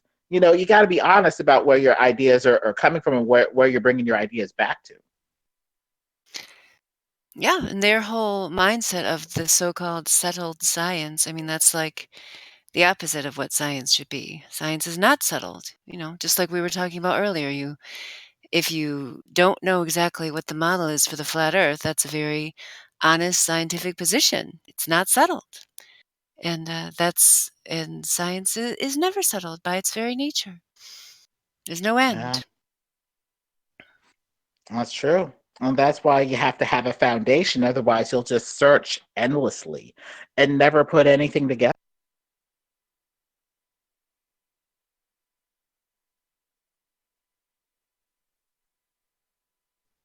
I ask people sometimes, what is the foundation of your knowledge? Where are you going to start from? You can plow the depths forever and say, okay, what proves this? Or what proves this? What proves this?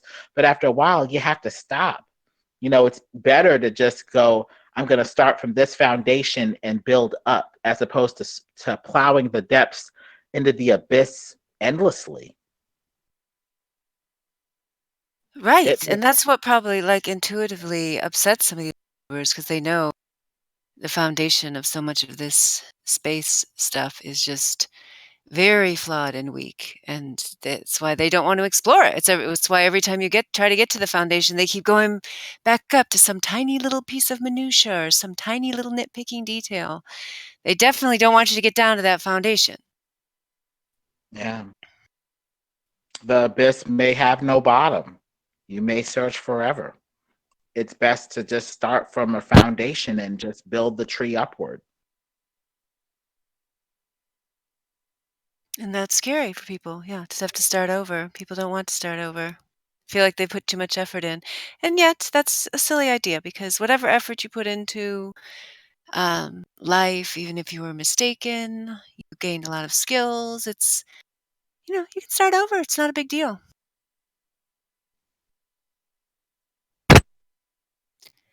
Build a new foundation, one that's built on truth. A sure foundation.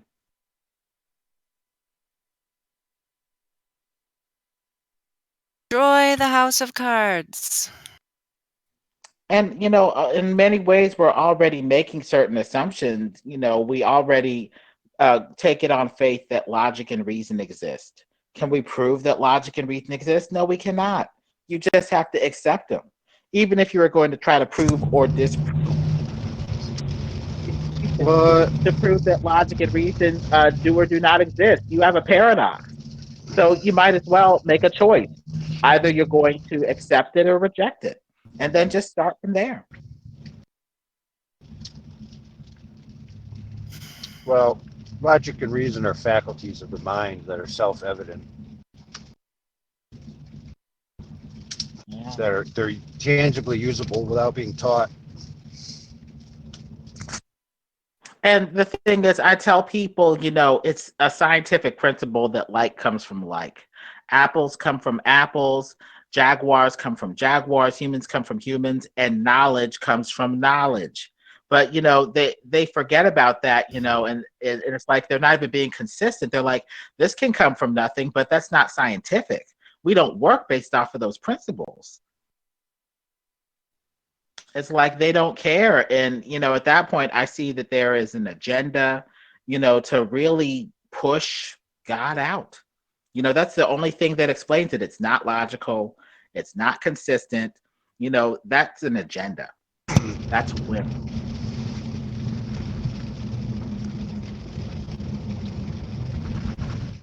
Time you have something that is not logical, that you have to piece together. A will had to piece that together. A will had to square that circle, because it's not just logic from beginning to end. How can you have like come from like and then say knowledge came from nothing? That's ridiculous.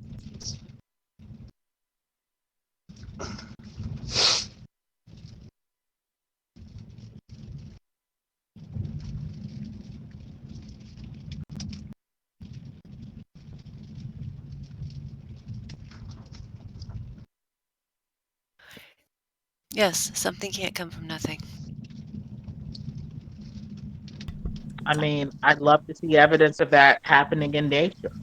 Did you guys see something pop out of the air, or did you see, like a chair turn into a unicorn or anything? I've never. I saw a chair turn into a unicorn just now. Incredible. Do you know where? Do you know where? Though? In my mind. Yes, I did too. Proving once again the a priori sentient entity known as the knower. It supersedes the material world. But the materialistic philosophy would like you to believe that nothing created something and evolved into more something that eventually gave rise to sentience. It's absolute incoherent gobbledygook. The two choices become monotheism, where there's one, creator with an essence, or everything else ism, which is like pantheism. Everything else but a concrete, God somehow made something, but doesn't have concrete intelligence to make anything, I guess. It just has this shapeless will, I guess.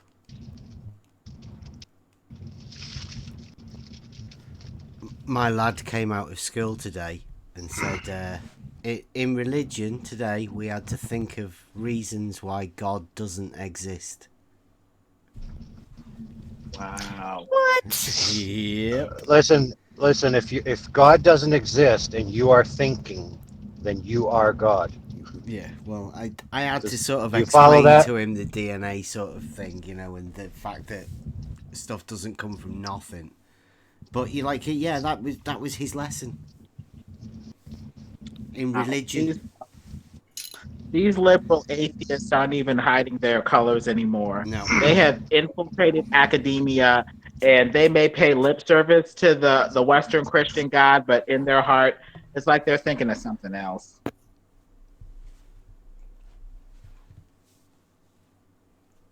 Yeah, the education's just rolling on, and it's producing people like Zanuck, and then people like Zanuck are going to have kids. Oh, God. And they're going to teach their kids it.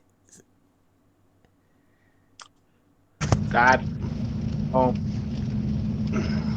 Hey, if they want to teach their kids whatever religion they feel is necessary, that's fine with me.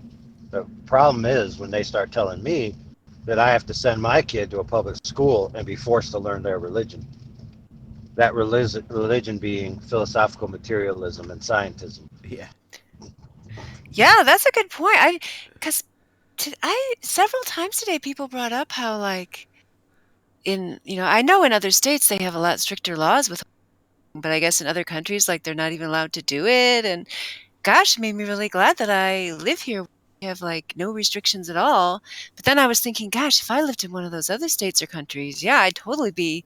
They tried to tell me like I couldn't teach my own kids, and they were forced to go learn the religion of scientism. I'd be all over freedom of religion argument. I mean, I just wouldn't stand for that. I'm sorry. Am I like sounding like a No. privileged or something? Because I'm like, what the hell? Why are you guys putting up with this? I wouldn't.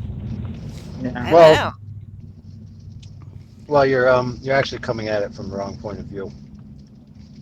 You've already fell for their paradigm when you bring up things like freedoms and things that are established in law and codified, because those things are of no relevance because they're actually creations of man. What you have to appeal to is your innate rights as you are created by your creator. So you are ipso facto the creator of your children, giving you divine right over them, period. You literally are the property owner of those children because you are their creator. No one else has a higher claim to them except the creator of everything. So unless they can prove to you that they're the creator of everything, then they have no claim whatsoever to your children, period.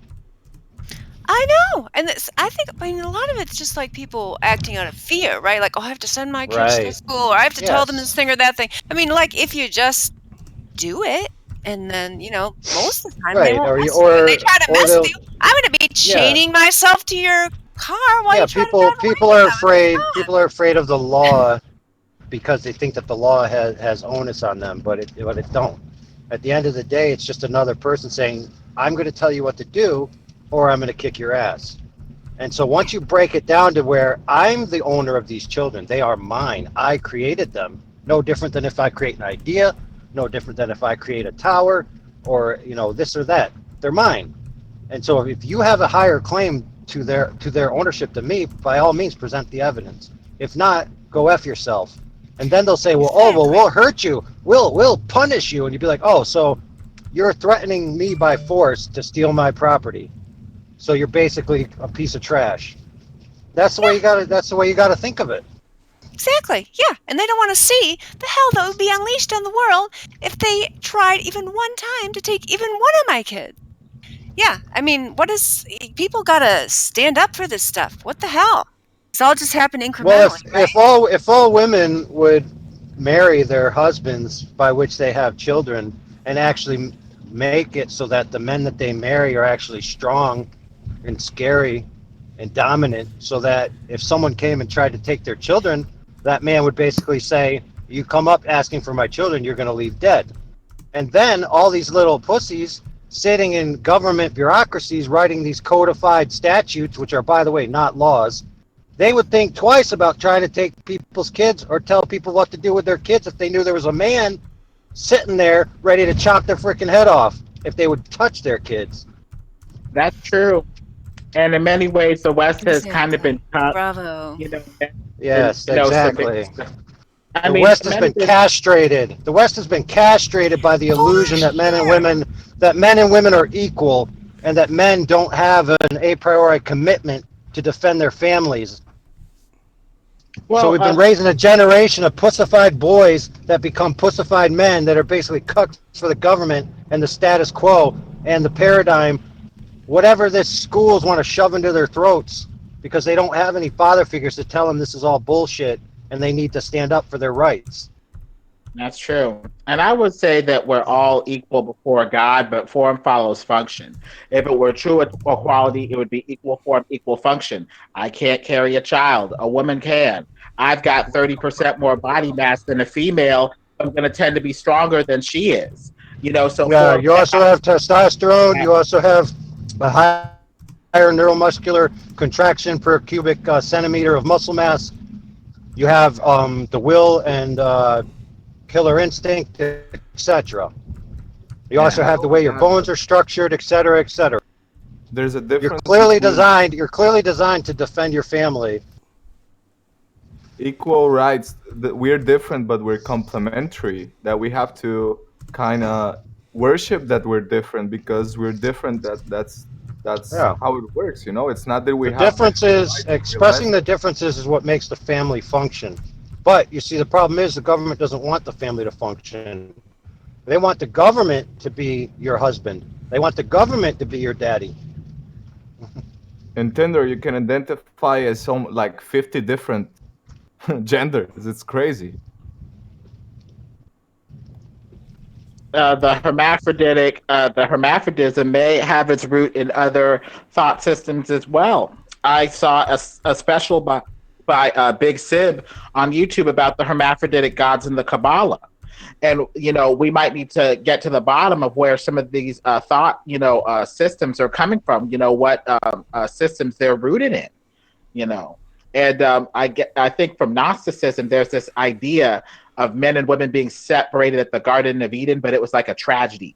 When Eve was separated from Adam, the culmination, the apotheosis is when man and woman unite into a hermaphroditic essence. Well, in alchemy, they depict hermaphrodites, but that's not really what they're explaining is the inner alchemical marriage for the two polarities within us, the subconscious and conscious, and the two poles in us. So that's the alchemical marriage, and that was represented by a human with two genitalia, but it's not the satanic hermaphrodite worship. It's a different thing in that sense. Well, there are kind of balance the conscious and subconscious forces. You have the feminine night moon energy, creative part, and then you have the creator part, the male linear force and you need both. You need inspiration and you need willpower, so you need to balance those out. That's basically what it means. And some of it makes sense, I guess, from man's pagan knowledge. I'm thinking about this from probably a semi-heretical philosophical standpoint. But when two things combine, like two people combining would have like 4 arms, 4 legs, and 2 heads. It would be this unwieldy mass unless there's complementarity. Them coming together, kind of like providing something that the other person lacks to make a new whole, as opposed to just this mass. And I think what happens is people forget about complementarity and, kind of submitting to a greater essence and a greater, force. They want to maintain their essence without complementarity. And I think that leads to an unwieldy kind of abomination, a weird, 4-legged, 4-armed beast, as opposed to a new complementary whole.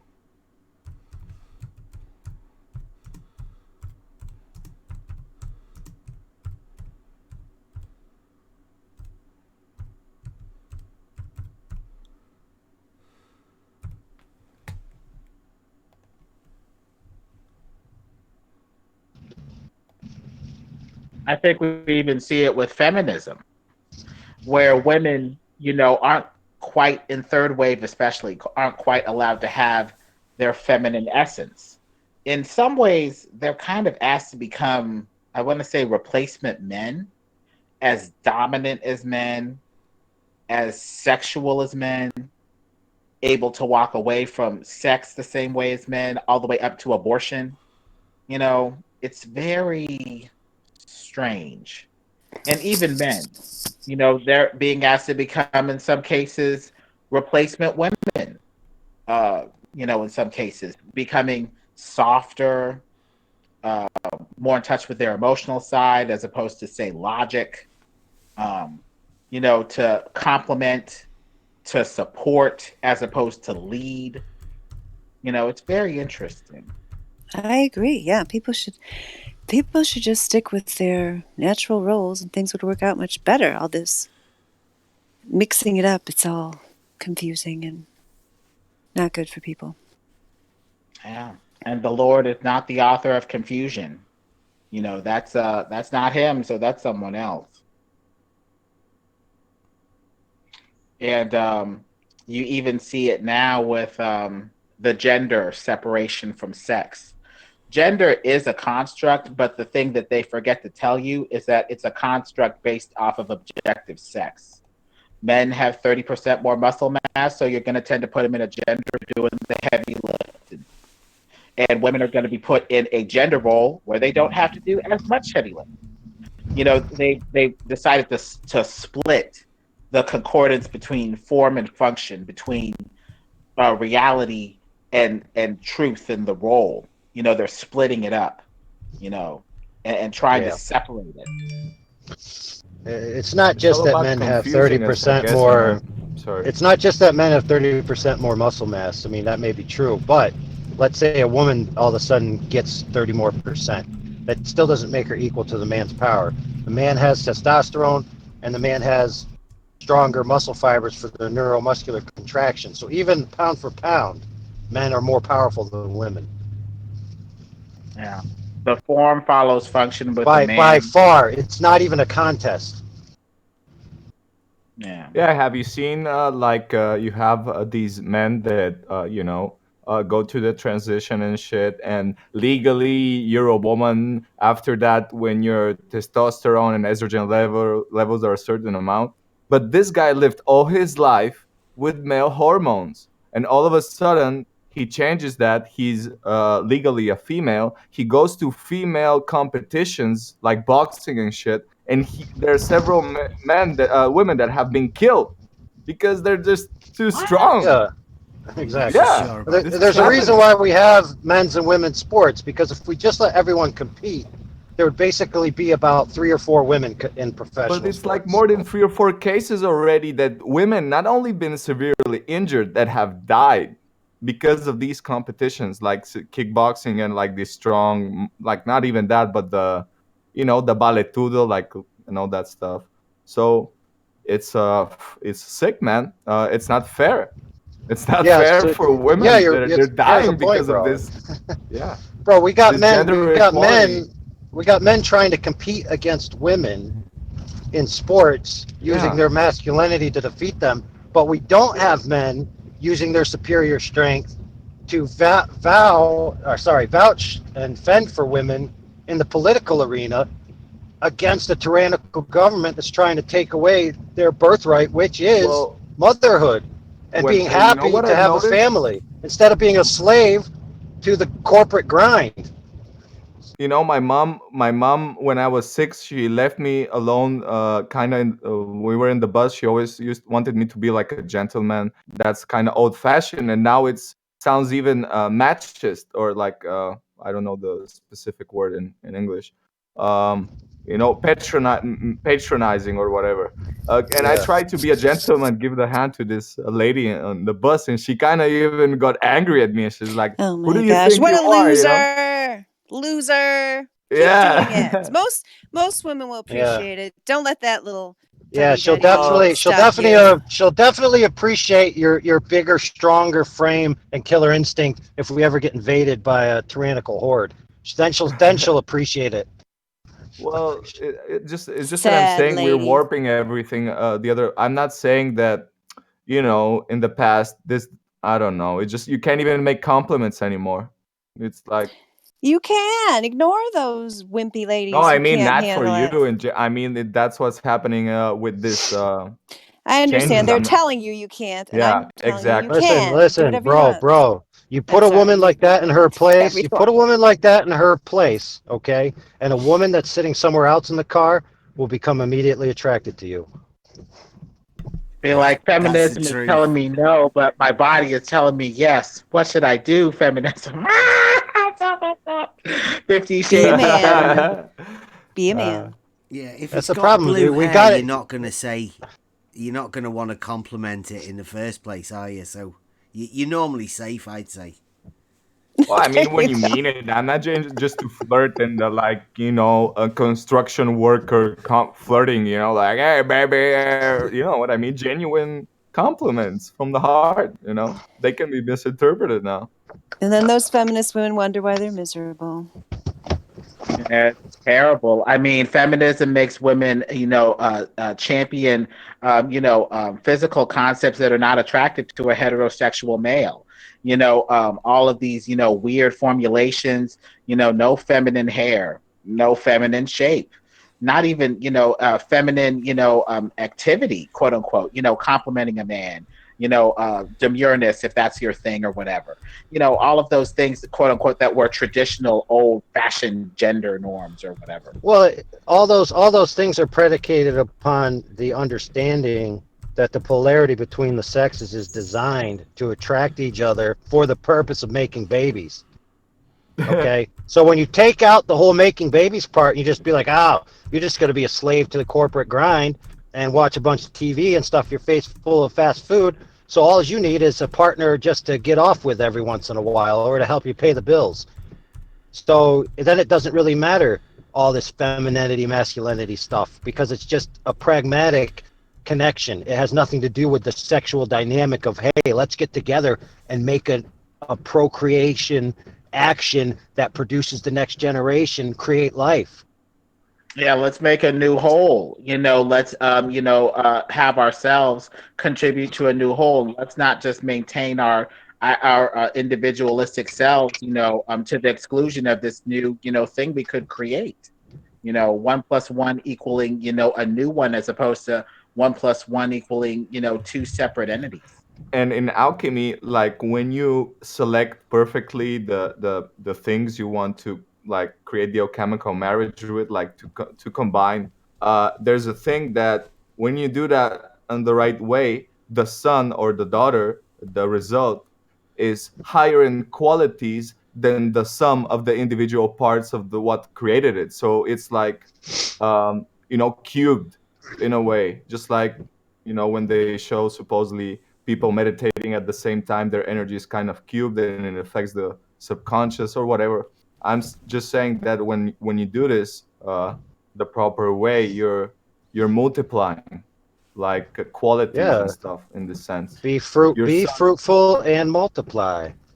Yeah. And the thing but not is, only multiply physically, but multiply spiritually, intellectually, all that stuff. Right, but it's hard. It's hard to do that. Like, let's say you succeed and actually create a family physically, right? So now it's your duty to multiply your mind, right? But instead of doing that by keeping your children with you, you send them off to the state.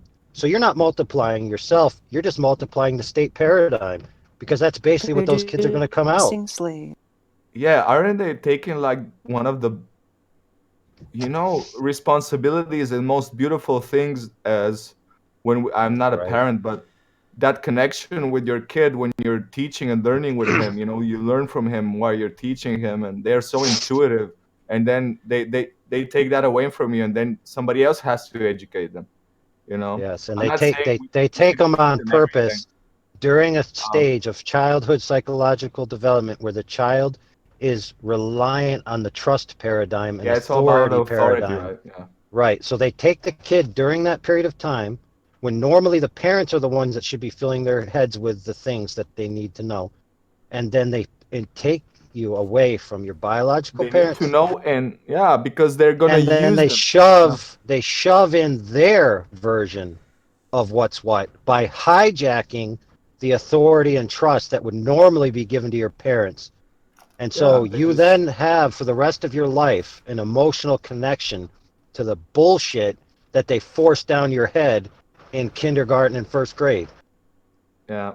I left school when I was 16, the soonest legally possible here in Spain. I would have left earlier, but I needed to emancipate and shit. I don't even have basic, and when I bring that out, I know that certain people respect that, but most people are like, I lose some kind of credibility and shit, because I really researched things on my own, I really wanted to know stuff. That's what I left, because I was not learning. What do they teach you that's useful in real life? Do they teach you how to make an auto-sustainable house or a garden? And did they teach you how to be a good lover or a good or if you want to be a husband, it's not that you have to apply to these roles. It's just that's the the majority, I guess. That's the Yeah, they almost teach you nothing about your life. Attire, how to travel and enjoy safe travel. I don't know, just how to be autosufficient. Well, yeah, all these types of things that you'd be learning from your integral they just family. teach you the basic shit yes. to be able to function and do their slave work, and then they teach you a whole bunch of stuff to occupy all that